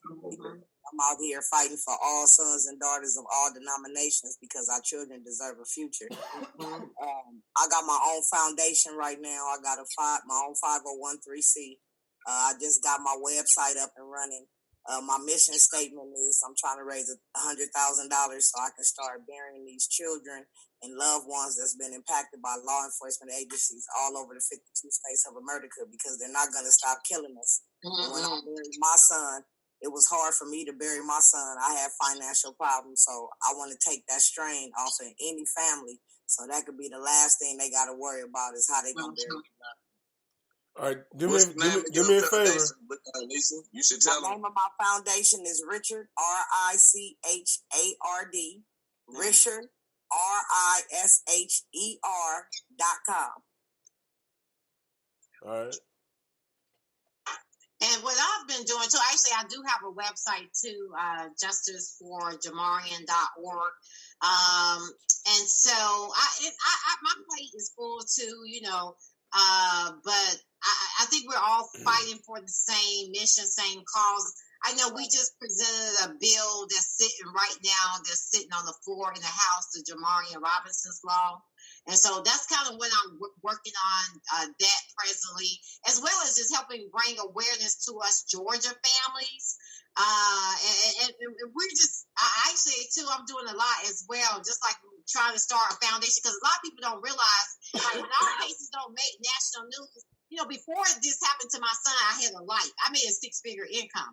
But after my son died, this became my full-time job. And even though I tried to work periodically, it's like, because to be honest, I've been on the news so much that when my job would see me on the news, about a week later, they would release me and say, oh, your project ended. We no longer need you. And so a lot of people don't realize that place a financial hardship on us families, because even with me, I charge all my stuff. Like, I maxed all my credit cards out, paying for my son's funeral expenses. And then I had to turn around after that. We had to pay for my forensic and investigating ballistic. My attorney was making me pay for all of that stuff out of pocket. And so I ended up moving in, living with my mom and stuff like that. But it was what hurts us the most of us families. You have some families that's like the cases that are new. They get millions of dollars. And I've been out here for 4 years. And if you Google my son, there are so many stories, so many clips. I've been to so many different states, sharing my son's story. But see, like at the time, people weren't listening. But it's like now I'm making them listen. You follow what I'm saying? Especially here too in Georgia. I've been on just about every stage the last couple of weeks here in Atlanta at a lot of different events. And they've been attracting hundreds of people. And people are going, oh, I never heard of that story. But it was also due to the false narrative that was dropped on my son. So now that people, like now the DA, he's being forced to come back on. He's being forced to come on TV and say, oh, we're indicting those officers as soon as our court system open back up. And with that being, so I got churches, I just had churches that just called me, like 30 pastors. They said, we're going to do a press conference next week or maybe the week after that to back you and show support. Because they were like, this doesn't make sense that he's been holding on to this for 4 years. And all of the evidence is there. The gun that they say my son had a shootout with, his fingerprints wasn't on the gun. So how he had a shootout with y'all and his fingerprints were not on the guns. So it just shows all the lies that they told. So what other evidence do the DA need? You follow what I'm saying? If the gun don't have my son's fingerprints on it, if the bullets don't have my son's fingerprints on it, if there's no bullets going out the house, then it's like, what other evidence? My son was shot 6 times in the palm of his right hand, 5 times in the palm of his left hand, throughout his entire body, from his groin to his legs, to his thighs, his shins, his torso, his entire body. And really, if you look at the medical examiner report, she says she stopped counting after she extracted, like 59 bullets because it was just so many.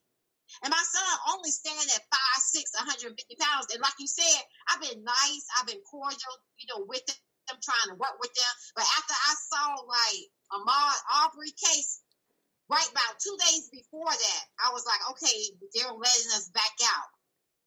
I dropped my son photos of his body. I did the Emmett Till thing basically on Facebook. I got over 5,000 shares. And then about 2 days after that, Ahmaud Arbery was killed. So I just been going ever since then with it. And then maybe after I dropped it on Facebook, 2 days later, I dropped it on TikTok. TikTok, I had got over like 90,000 views. And my story just been moving like fire ever since. And so I was like, since the momentum is there, I've been keeping it going. But people don't realize that, it is a financial hardship on us families. Talking just to the mothers here, a lot of them have lost their jobs, they lost their cars, they lost their houses, because it's like, this is our fight. This is our full-time job. Because it's like, you can't go to work and say, oh, I'm happy. I'm so happy to be here to work with everybody. I'm in corporate America. That's not how you feel. You're angry. You're bad. You want to do something about it. You follow what I'm saying? And so that's how I've been the last 4 years, because people's like, I say, well, I can't get a job, so I got to figure out something else to do. You know what I mean? But my job full time has been being out here in the community, raising awareness about what happened to my son. But a lady was telling me the other day, she was like, ask people, tell them what you need. You need financial help. But I was like, I'm the type of person, I don't know. To me, I don't know. She said, no, that's our duty. We're supposed to take care of y'all family. That is our duty. And she said, if people feel some kind of way with it, then let them go on about their business, because this is not for them. But she was like, I was like, I just feel some kind of way about it. She's like, no, always give people your GoFundMe, give them your cash out, give them whatever, and tell them exactly what you need. All right, Ms. Robinson, that's your time right now. Give it to us.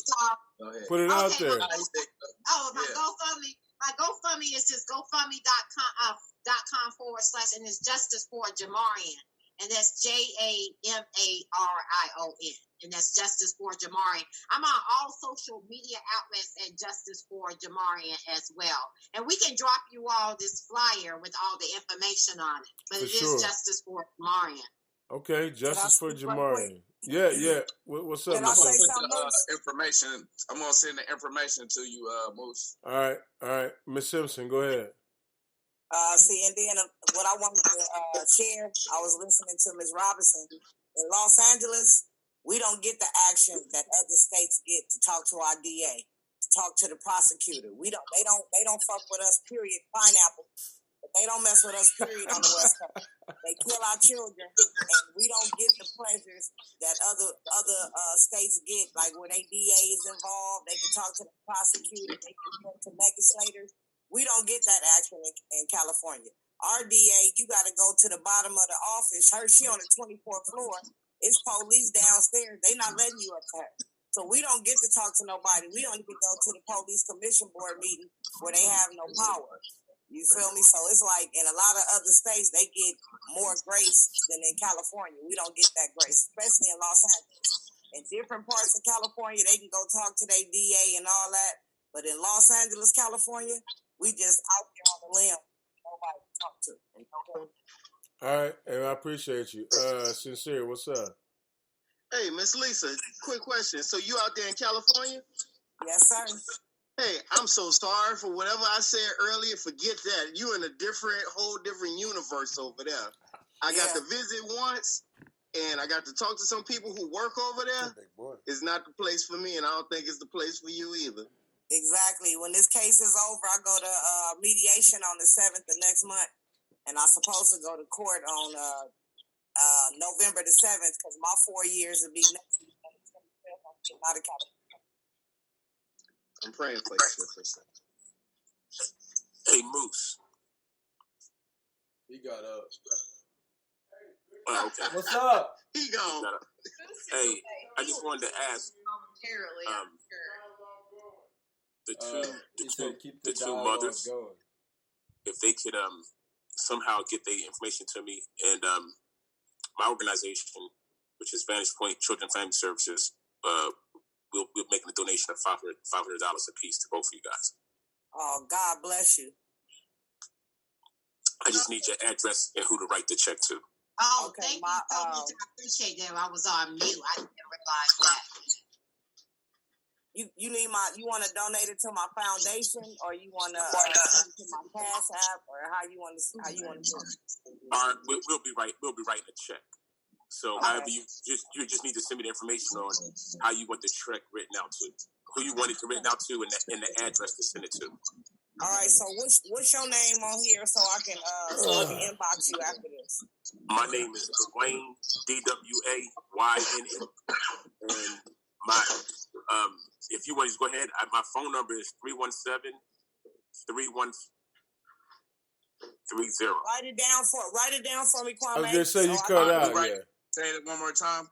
317-315-6230. All right. And that's Dwayne Moment, right? Yes. All right. You text it to me, Kwame, and then Dwayne, I'll reach out to you after the Zoom. This is amazing. This is amazing. Thank you so much, Dwayne. We really appreciate that. So it's very small amount for what you guys are going through. We'll keep in touch. I'll see what I can do as each month passes. Hey, you know what, Dwayne? We need to invite these ladies. And maybe Kwame to the Saturday talk. Was it 2:00? It's this Saturday again at 2:00, right? It's at 12. We do it at 12. I'm sorry, noon. Yeah, we need to invite them to the noon. We need to invite them to the noon talk this Saturday because I think they would enjoy it, and I think the people that are on that call would holy cow, get an awakening. Don't you agree, Ms. Smith? Well, actually, I have an event on Saturday. That we're planning a big event here in Atlanta for all the Georgia mothers. But I would be more than happy to come back on at another day. What's usually their day during the week? Tuesdays? The heavy hitters are on Tuesdays at 8-ish. You know, because every now and then we be on CPT time. You know what I mean? We can't. Yeah, so we on 8-ish sometimes. I don't got nothing planned on Saturday. I'm just trying to go stand in solidarity with the mother that lost both her kids in 1 week. One was hung, and a week later, one was killed by the police. So. My gosh, man. You need a break. Listen, Miss Simpson, you need a break. You need to take you a bath and get you some salt, bath salts or something in there and light a candle. You know what I'm saying? Get you a bottle of wine. I'm going to send you a bottle of wine. I think I'm going to have to send you like a fancy bottle of wine or something so you can just chill out a little bit. I gotta put in this work, though. I got to save these children. I want the police to cease fire, period. You feel me? It's sad that all these youths are dying and our youth is our future, and I'm going to just keep it real with you. I don't want to work at Burger King when I get 70. She said she don't want to work. I don't want to work at Burger King. She don't want to work at Burger King when she's 70. Yeah, I heard you. Yeah, for sure. For sure. We gotta go, Moose.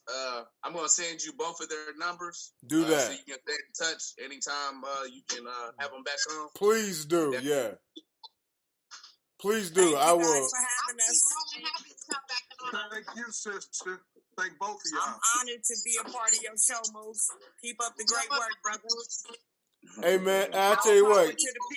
Hey, y'all welcome back. Y'all welcome back anytime, man. Boots on the ground. Boots on the ground. Boots on the ground. Yes. All right, DJ Long. I appreciate y'all. I appreciate y'all. I love you, sis. Love you too. Love you, sis. I gotta get out there so I can come stump the yard with you, girl. Okay, definitely. Let me know and I'll be on the first thing smoking. That works. Just wear a mask. Wear a mask on me. You say wear a mask. With pineapples. Pineapples. I love y'all. Love y'all too. All right, be easy, man. Peace. Hey, it's HHRS Radio Show, man. I tell you what, we've had an amazing show, man. Where we had some family members, some caregivers of folks that have been killed, in this day and age, and what I always find it interesting that they're able to laugh with us a little bit. They're able to joke with us a little bit, even though their whole frame of reference and their whole frame of delivery is injustice. And my family member, or my son, in some cases, was killed, and they still can joke with us and laugh with us. And man, how strong are they? D-Lo, is that power or not? Man, it's powerful, bro. I mean, it's so inspiring.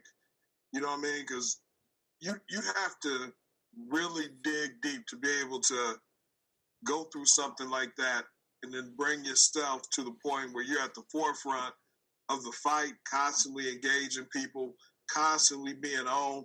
But you've suffered this huge loss that most of us have no idea about. Most of us will never know about. And again, in our community, it's bad enough that, we do have more killings than what we'd like to see. But at the same point in time, police are there to protect and serve, and they get paid for this. You know what I mean? And for you to have to go out every day and to see the uniform that took your son's life. It's crazy. Man, I'm mind blown, man. So salute to those sisters, man, because I know it's got to be tough. For sure. All right, folks. HHRS Radio Show, man. You're listening. You can catch us on all the podcast sites. Like we're on those fancy ones like Spotify and what's that other one? iHeartRadio. We're on all that. We're on Apple Podcasts. We're on all that stuff. You can catch us on that. You can catch us on Twitter @heavy _ hitters _ Although I have not posted anything on there in so long, so like when you go on there, you're gonna be like, "Oh, the Pacers are in the playoffs." Like, nah, I ain't got nothing to do with that. So anyway, hey man, this is us. This is us. We are a syndicated show, and I'm gonna tell you something. If Big Gates is hollering at us, I have not checked. So I feel sad and sorry for him that I have not checked. I will go and I will check, and I did send out the information to Book as well, so he had an opportunity. All right, guys. He peeked in for just a second. Yeah, is that? I'm sorry. What did you say? He popped in for just a second. You for sure said he peeked. Hey guys, you know what the joke is? He's blind. He didn't peek into nothing. Anyway, all right. So real quick, we need to get on with the rest of kind of the stuff that we talk about. So I tell you what, run. You're gonna run that news. Here's the cool thing: we have Dwayne Moman here, and we have Miss Kim Smith here, right? We're gonna let them comment. Hopefully, you guys are okay with that. We're gonna let them comment on Run That News, where Long Green and I will kind of be quiet. So I got you what. You run that news, and then we'll go. Yes. Okay. So we haven't done Run That News in so long. So some of this is going to be older news that we just haven't discussed yet, and we'll just make sure that all of our listeners know about it. So we mentioned this last week a little bit, but Nickelodeon has been in the news a lot lately for two very specific reasons. First of all, they have said that SpongeBob supports the LGBTQ plus community. So the new story is now that SpongeBob is a member of the LGBT plus community. People are very upset over it. And they did a commercial, and the commercial was just a black screen that said, "I can't breathe" for 8 minutes and 46 seconds. And the Karens of the world are like, "How dare you subject my child to that?" And then other people are like, "Yeah, this is a reality my child lives with every single day." So I think shout out to Nickelodeon. I'm here for it. All right, Ms. Smith, you have any thoughts about that? SpongeBob is gay?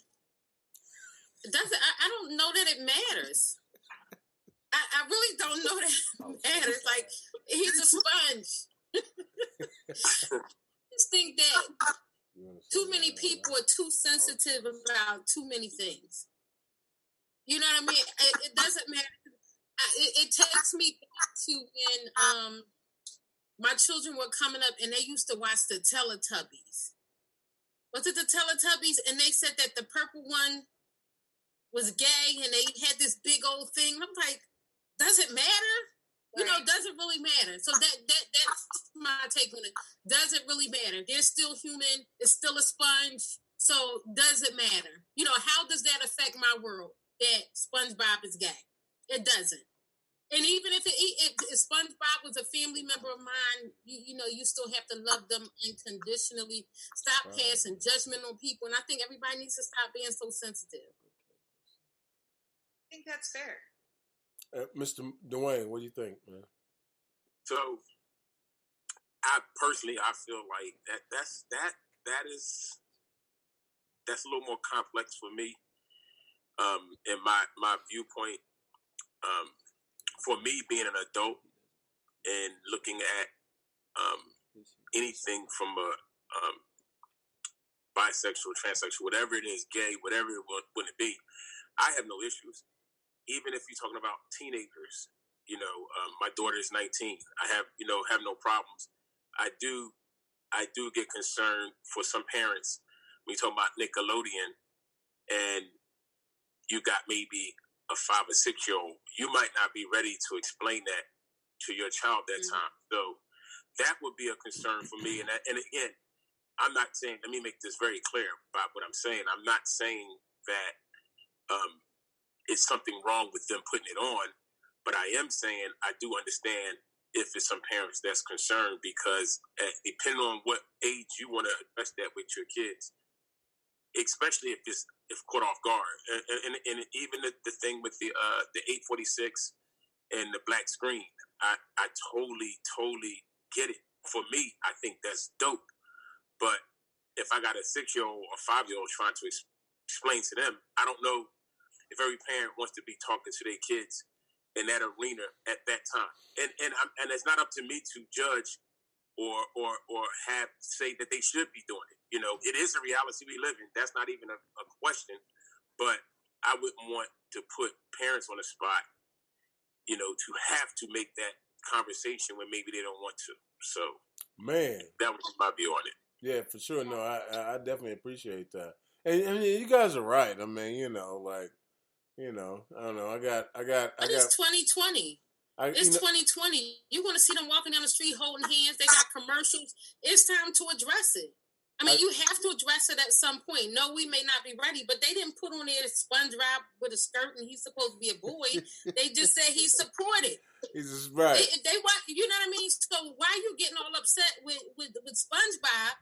Because the TV show supports that right for people to choose. It to me is it's a sponge. Kim, that's how they doing it though. You know, like even my it's 2020. Even my little C right, he's like, SpongeBob's gay, Dad. Like when that came out, I was so sad. Like I don't even like sad. In my mind, I'm like, why do you even care? Because I grew up watching SpongeBob. World to be with SpongeBob. So SpongeBob's just not going to have children. That's the only thing that matters. Well, SpongeBob is already weird. If you watch SpongeBob ain't normal. I thought SpongeBob so why are you worried about who he supports? Look, he's sad because he thought SpongeBob and Sandy were going to have a relationship. I thought they were on that the whole time. He thought squirrels' lives mattered. But no, SpongeBob was just the gay best friend. World love. Well, how did they do it? Was it an announcement made that said, "Hey, we're going to be"? I'm talking about on an adult show where they say, "Hey, we're going to be making this announcement," where they could give parents a warning before they do it, or they was just watching a TV show and they went out as the kids are watching. I think people got really upset a few years ago about Janet Jackson's breasts being shown at a Super Bowl, you know, because they wasn't ready for it. I mean, for me, I ain't had no problem with it. It wasn't out long enough. I was ready. I was ready to see her breasts. Right. You know, but and I kind of anticipated something's going to happen. But for a parent, I get that part. For a parent, and your kid is watching the Super Bowl halftime, you just want to have a warning. I agree with Kim saying it's going to have to be talked about, but I don't think it should be put out there to the point where a parent is not having enough warning. Now, if I make an announcement an adult channel, hey, this will be coming on our TV show, and you hear that, and you let your child watch it, then that's a you problem. You decided to let them watch it knowing that we were going to make this announcement. You can't control what I put out there, but at least give me warning so I can make a decision if I want to discuss that or not. Yeah, so it was actually posted on their social media. It was on Twitter. Cool. So they made that announcement. It said, celebrating Pride with the LGBTQ plus community and their allies this month and every month. And then this was the picture that they posted with it. So it never officially says that SpongeBob is gay. Just right. And it wasn't on the TV show. Correct. And then the creator said that he never intended for Patrick or SpongeBob to be gay. He always considered them asexual. Yeah, they for sure. They always thought about it. I mean, they've been suspects since day one. Hey, you got any other news? You got any other news? All kinds of news. For the sports people, we do not have to totally go without. The National Hot Dog Eating Contest for July 4th is still going to happen, just at a different location with no fans. So shout out to Joey Chestnut. He is my fave. He will still get to do his competitive eating of Nathan's hot dogs. So don't worry. July 4th will still be the same. Just as my only question would be, is he going to have a mask on? He so can. You're going to have to socially distance. How you going to eat hot dogs with a mask on? You're going to have one of them ones that raises up. I'm saying you raising it up. I'm saying, it's going to make it efficient where you got to keep raising that mask to eat them hot dogs. True. So they're going to have a third of the competitors so that they can spread out. The staff will be wearing masks and gloves, but the competitive eaters will not. Okay. So, you can. How you going to eat a hot dog with a mask on? You can. I mean, I guess you can lift it up and it'd be totally ineffective and messy. Ew. Because it runs down their face. Well, I would think with him eating those hot dogs like that at the rate, all those competitors, the droplets that's going to be coming out their mouth, it's got to be coming 1,000 per. COVID everywhere. COVID, it's going to be COVID and hot dog juice everywhere, which are two of the worst things you can get on you. And you just threw up a little bit. It's a hot dog juice. It's bad. So I'm gonna make you laugh. We had our grief counseling session last week, and they brought us the Popeyes chicken sandwich, the crispy chicken thingy that they were supposed to. I've never had one, so I'm looking at the sandwich, and I was like, well, what's on here? And I don't eat cheese, and it was some kind of sauce, and it didn't look right. And I'm looking at it, and as I'm getting ready to take a piece of it, somebody said, that's the coronavirus in the middle of a session. So I just bust out laughing, and I had to leave the room. And then they broke it down, really think about it. Nobody got sick until they had these grilled chicken this crispy chicken sandwich, and they got this stuff on here, and they ran out of chicken sandwich. How difficult is it to make a chicken? Then they got these other chicken sandwiches, and then here comes the coronavirus. So I was like, I'm getting ready to take a bite of this this crispy chicken. They said, that's the coronavirus. To make a long story short, I did not eat the chicken. You're like, oh, wow. You didn't try it? Wow. I didn't try it. It was just at the moment. Listen. Yeah. And then we were in the middle of a circle, and the judge was talking. And we all bust out laughing at the same time. So we got all these little eagle eyes, and I had to leave out the room because I was choking and laughing at the same time. But yeah, the conspiracy theorists. So damn it, I've been looking. You know what? President Trump said it was the Kong flu, And then what else did he say? He was a China virus. It came from China. And really, it was old girl from Love That Chicken from Popeyes. It was her. They said it was the corona. They said don't eat that. That's the coronavirus. What? You know and what? It was some white stuff all over. Maybe that's why I don't have it. Special sauce, and I was like, no. Special Popeyes sauce. donates to Trump's campaign, so who knows? All right. Yeah. Oh my gosh, what's next? Wow. Moving on. Let's talk about Bubba Wallace, the black NASCAR driver. So, NASCAR drivers went to Talladega, and Bubba Wallace said that Bubba Wallace. It's Wallace. Said that there was a noose found in his garage. And so, we all were assuming that this was a hate crime. The FBI got involved. As of today, the FBI said it's not a hate crime. It's a garage pull that's just so happened to be shaped like a noose, and that it's been in there since October of 2019. So a few things here. I don't believe it for 1 second. Why would you leave something in a garage stall that looks like a noose anyway? And then why would you assign Bubba Wallace that garage? They said there was no way for anyone to know, except that you've known that was in there since October of 2019. So, one of these things does not belong. You know what?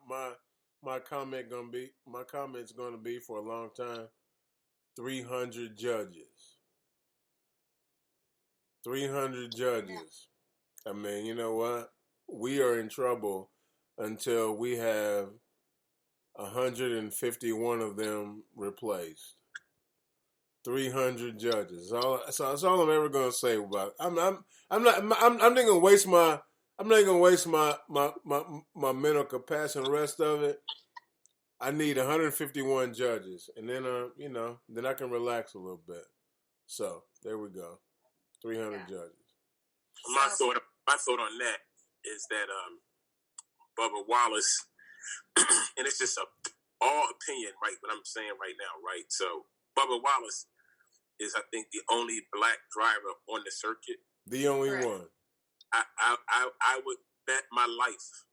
I would bet my life that he has accepted, danced, for lack of a better term, allow a lot of stuff to be said and accepted, and now, it's popular to go against it.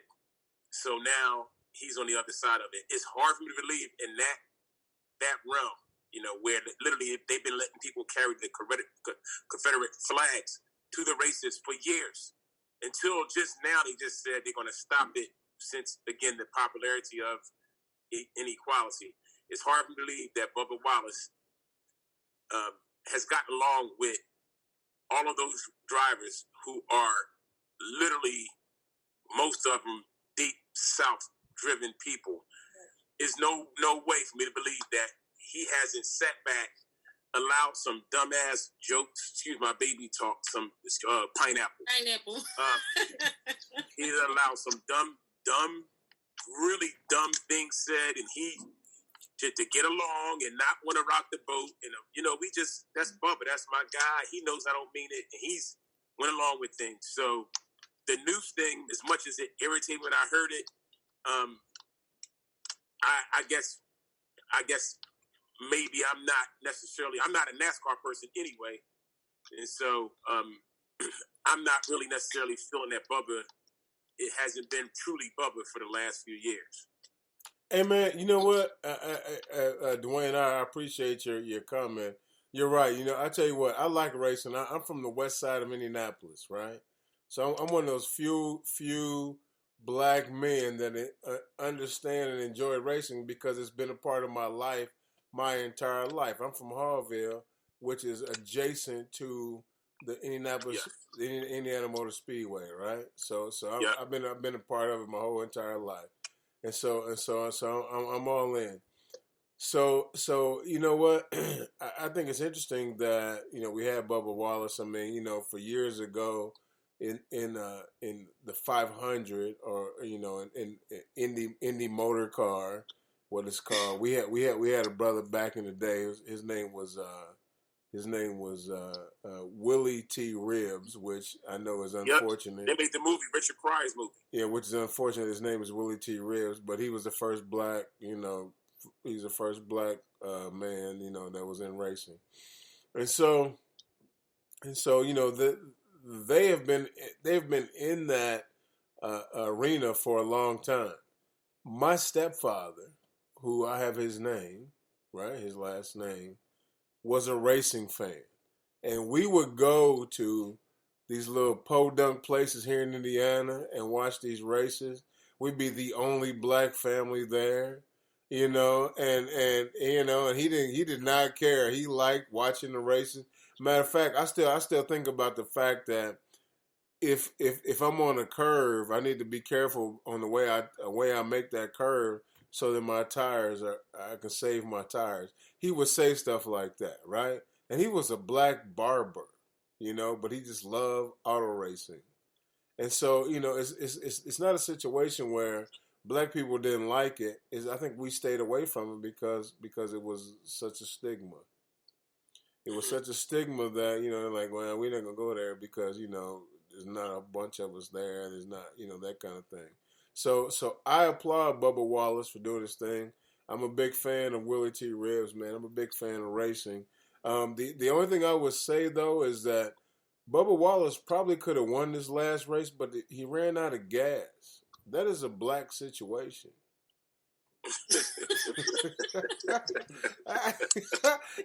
It made me sad. I was paying attention to it, and he was like, well, Bubba Wallace in contention, and then he ran out of gas on lap, like 4 laps to go, he ran out of gas. I'm like, what? Come on, brother. What'd you say? Check engine light in the race car? Say what? Still empty? He ran out of gas. The brother ran out of gas and came in 14th instead of first and second. It's a whole science with racing and your gas because there's not a gauge, so you don't know. You have to listen to your pit crew. But they have to calculate how many laps are left and how fast you're going to know how much gas you'll need so they know when to pit for the last time. And then, like, if there's a caution or something and you have to go slower, then you can totally run out of gas. And so it's this whole, like, science thing. I just sounded real pilgrim, but you're welcome. But the brother shouldn't be on the spotlight and run out of gas to lose the race. Like, it just was a bad look. He probably used too much gas when they were all surrounding his car. He was probably like, move, like Luda, get out the way, and they mess up his gas mileage for the whole race. I'm gonna go with that. I'm sure you are. Hey, man, this is on that issue. I think there are a lot of people that play sports. For instance, it's not too many black people that do golf. We're striving at tennis and different things like that. It's a lot of people that probably sustained a lot of racism over the years, but were passionate about what they were doing, and they just tolerated it because they didn't have anybody standing behind them to help them fight. Now was the time to fight. So even with police officers, people in the different sports arenas, let's just look at Kaepernick. He had nobody to support him. Even his own people, they supported him, but they didn't support him. You know what I mean? So now was the time for everybody to stand up and say, I ain't like that pineapple from years ago. Now is my time to stand up because I got all these people standing behind me. Because if I stand up, okay, we get together and say, all right, well, we get ready to do this thing and we're going to fight. And I go to fight and I'm standing there by myself. Now I'm losing my job and y'all sitting there like, oh, I ain't really believe you was going to do it. You know what I mean? So now is the time for everybody to stand up when you have that support. Yes, Kim Smith. And I will say that Bubba Wallace was like the main person that helped change the Confederate flag policy for NASCAR. So he led that movement. So I know that people are upset with him for sure, but I think that of all times, this is the time to make that change. This is the time. Because it's about their heritage. That's what they say. It's about their heritage. The Confederacy was only around for 5 years. What's the culture war? Count them. 1, 2, 3, 4, 5. That's how many years the Confederacy was around. And the rebel flag was not even the Confederate flag, so they can misuse it. there's two other Confederate flags that have different meanings, and then this flag was created in order to show that you were in support of maintaining slaves. So they can miss me with all that heritage nonsense. It's not even true. If you're going to try to come at me with that, do your research and be educated about it so that I don't have to school you, because I will. Part of the culture war that they want.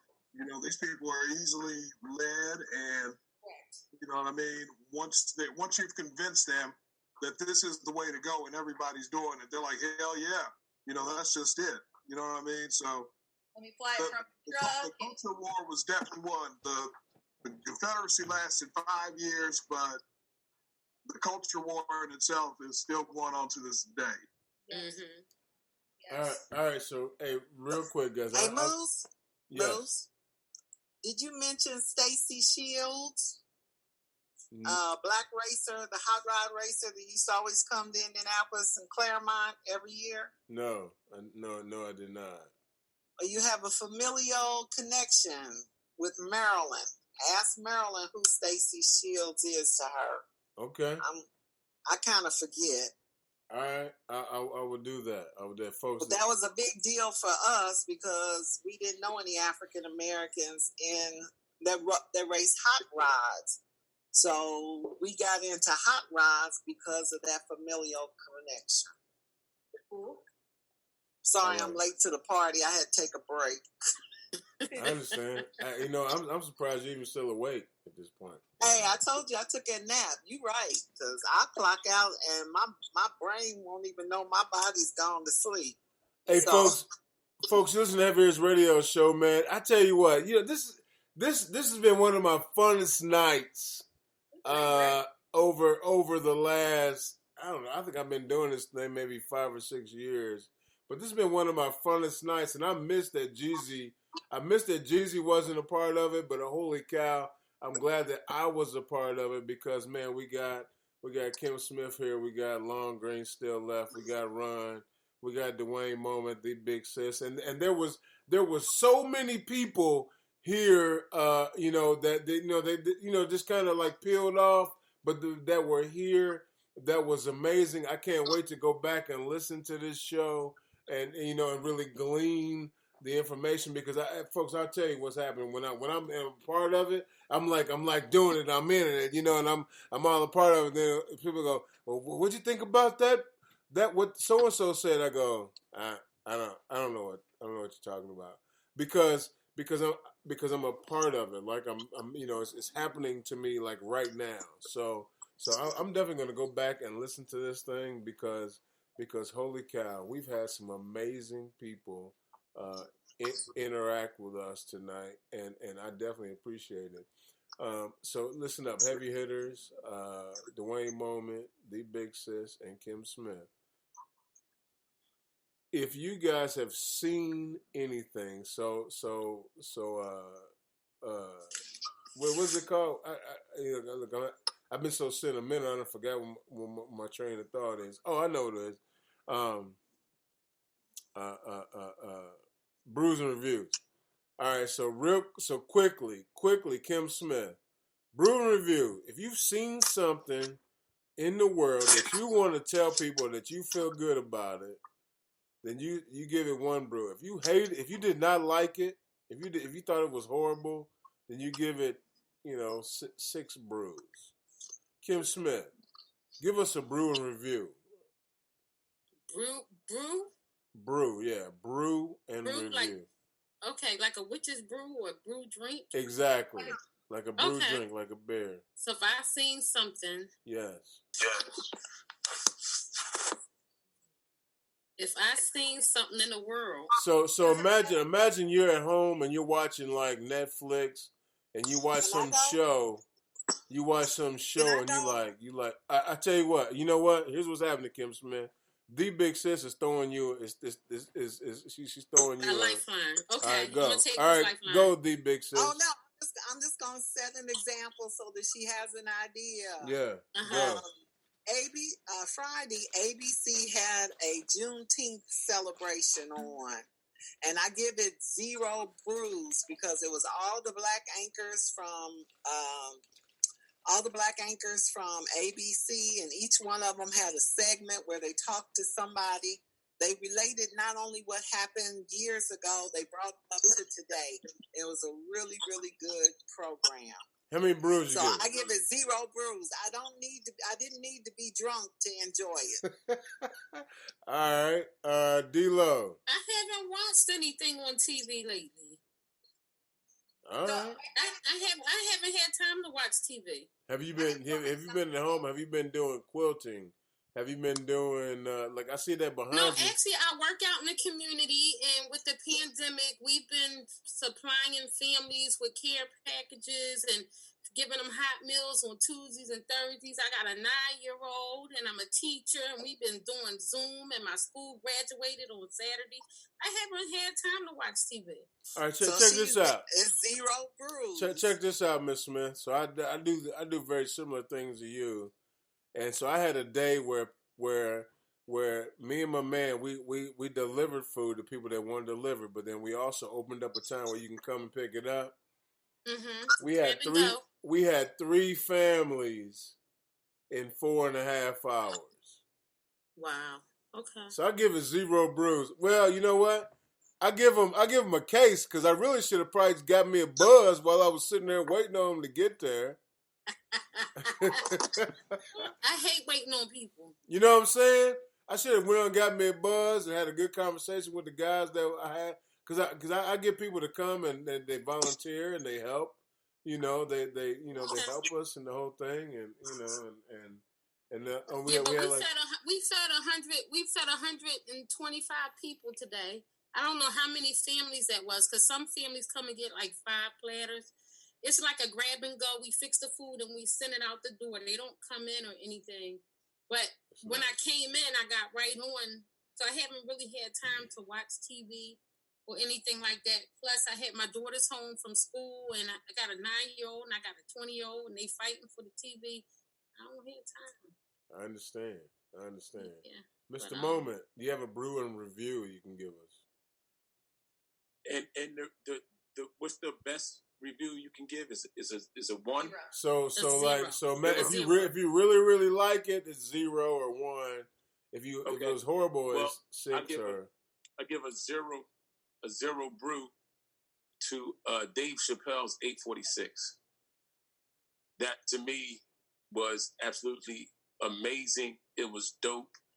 It wasn't funny, but it brought he actually told a story that was serious, and it was emotion involved in it, and you laughed in the sense of like wow, this is really true. Like this is really, and as he broke down the whole story, I kind of forgot about the situation with the dude in LA where he actually left the letter where he literally, and I remember it when it happened, when he was talking about it, when he started taking those cops out, and he had basically was upset. He had got fired from the LA Police Department because he actually went out of his way to actually tell on a female police officer who was doing something inappropriate.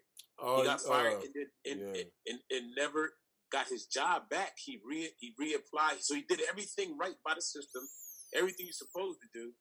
And then when he realized how bad the system was, he basically took things in his own hands and literally started killing people, even killed one of the police officers' daughters, which again is sad, but it spoke volumes to where we really are in this society and how the systems are in place. And this guy was one person. We're talking about thousands of people that's really up in arms right now. We don't want to get to that point. So to speak on that and the way he did it, it was dope to me. Okay. That was like a 0. Yeah, for sure, man. And man, yeah, for sure. I saw that too, and yeah, you were absolutely right. And that was a real good one. So we appreciate you, man. 0 brews. I tell you what, D-Lo, you got a quick one? Pass on me, man. I had one, but I don't keep up with movies well enough to always remember titles, and I cannot find this particular title of a documentary I watched recently, so I will postpone mine until next week. All right. Run. You got some? Yes. So I recently got a new jumpsuit outfit. Okay, so I was on TikTok because what else is there to do during a pandemic? And I was scrolling through and I found this black designer and she was so stinking cute in her outfits. I was like, I gotta check this girl out. So it's Kin by Christine, K-I-N by Christine with a K. And she makes plus size clothes. Love it. So I ordered this jumpsuit. It's amazing. It's stretchy. It has pockets. It's capris. It's short sleeves. 0 bruise. I'm going to wear it once a week when I go back to work, if I ever go back to work. All right. Outstanding. Hey, folks, man, it's a Heaviest Radio show. Man, you guys have been absolutely amazing, and I want to give a quick shout out to everyone that joined us. At some point, there was about 20 of us that were on here. There were dads, there were Black Panthers, there were moms and uncles and and aunties and grandparents that lost their children. We had an amazing show tonight, and I don't want to downgrade it by saying that holy cow, like we can never do this again, because guess what? I will invite all these people back again, right? And then, and you know what? And there is some funny that happens, and there is some levity, because that's what we do, and that's what our fans expect us to do. But I think that our fans have enjoyed the product that we've put out to them now, man, with the Black Panther Party and the parents and the people and the educators now with Miss Smith. And the CEOs with Dwayne Moment, and the DJs and the teachers and everybody. So, man, Heaviest Radio Show, man. This is Moose, aka Big House. Let me see. I didn't pay for any of these shirts, right? And I am freshly showered, by the way. Like, man, I am smelling. As a matter of fact, I got some oil that I ordered, right? And it's like dragon's blood and Nang Chopra. You guys know that. I mix those together, and I smell amazing. I do. You smell like dragon blood? It's a mix, though. Like Kim Smith, if you smelled it, you'd be like, who is that brother right there? Like, he smells amazing. Like, no, it's like that. That's a result of him watching Naked and Not Afraid and a cooking show too close together.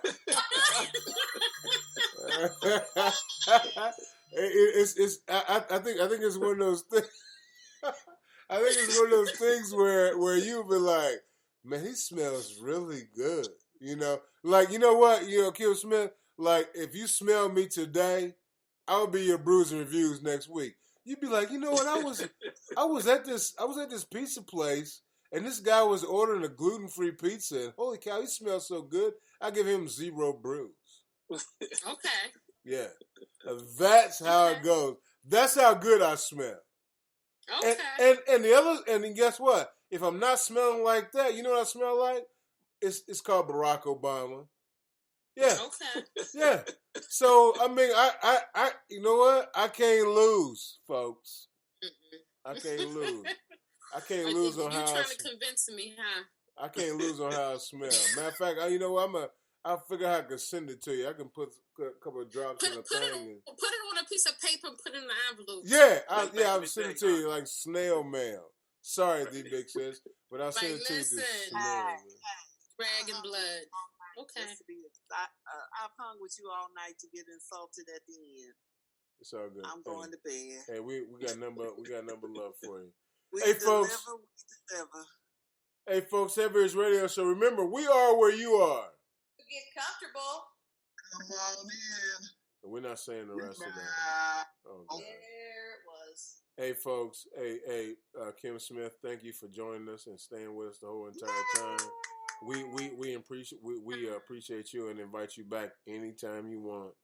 Dwayne. Thank you. I enjoyed the conversation. Oh, good. I'm glad. Dwayne, we invite you back anytime. Man, I you know what? appreciate it, brother. I'm so sad that I'm not able to do the camp, but I just don't feel like I can keep them kids safe, man. And so, you know, if I can figure out how to No, keep the brother, kids safe. you making the right decisions. Whatever you're a leader, man. So whatever you make a decision, it's the right one, you know. But when you do decide to open up, we'll be back. Remember, my wife always tell you, hold us our spots. That's right. That's right. You always got spots, man. You always got spots. Hey, man. So we appreciate you, the big sis, man. Well, I'm glad you're here. D-Lo, obviously, man. You know, part of the squad, man, for sure. Run EMC, man. You know, we appreciate you. And this is Music Big House, man. We out. We definitely appreciate y'all, man. You know what? Let's make it better for everyone. Let's make it better for all of us. Heavy Hitters Radio Show. I tell you what, guys, if you want to stay on the Zoom, you can, but our show is going to be over. I got to stop that. Hey, Heavy Hitters Radio Show, man. Smooth Big House. We out. Oh, there we go.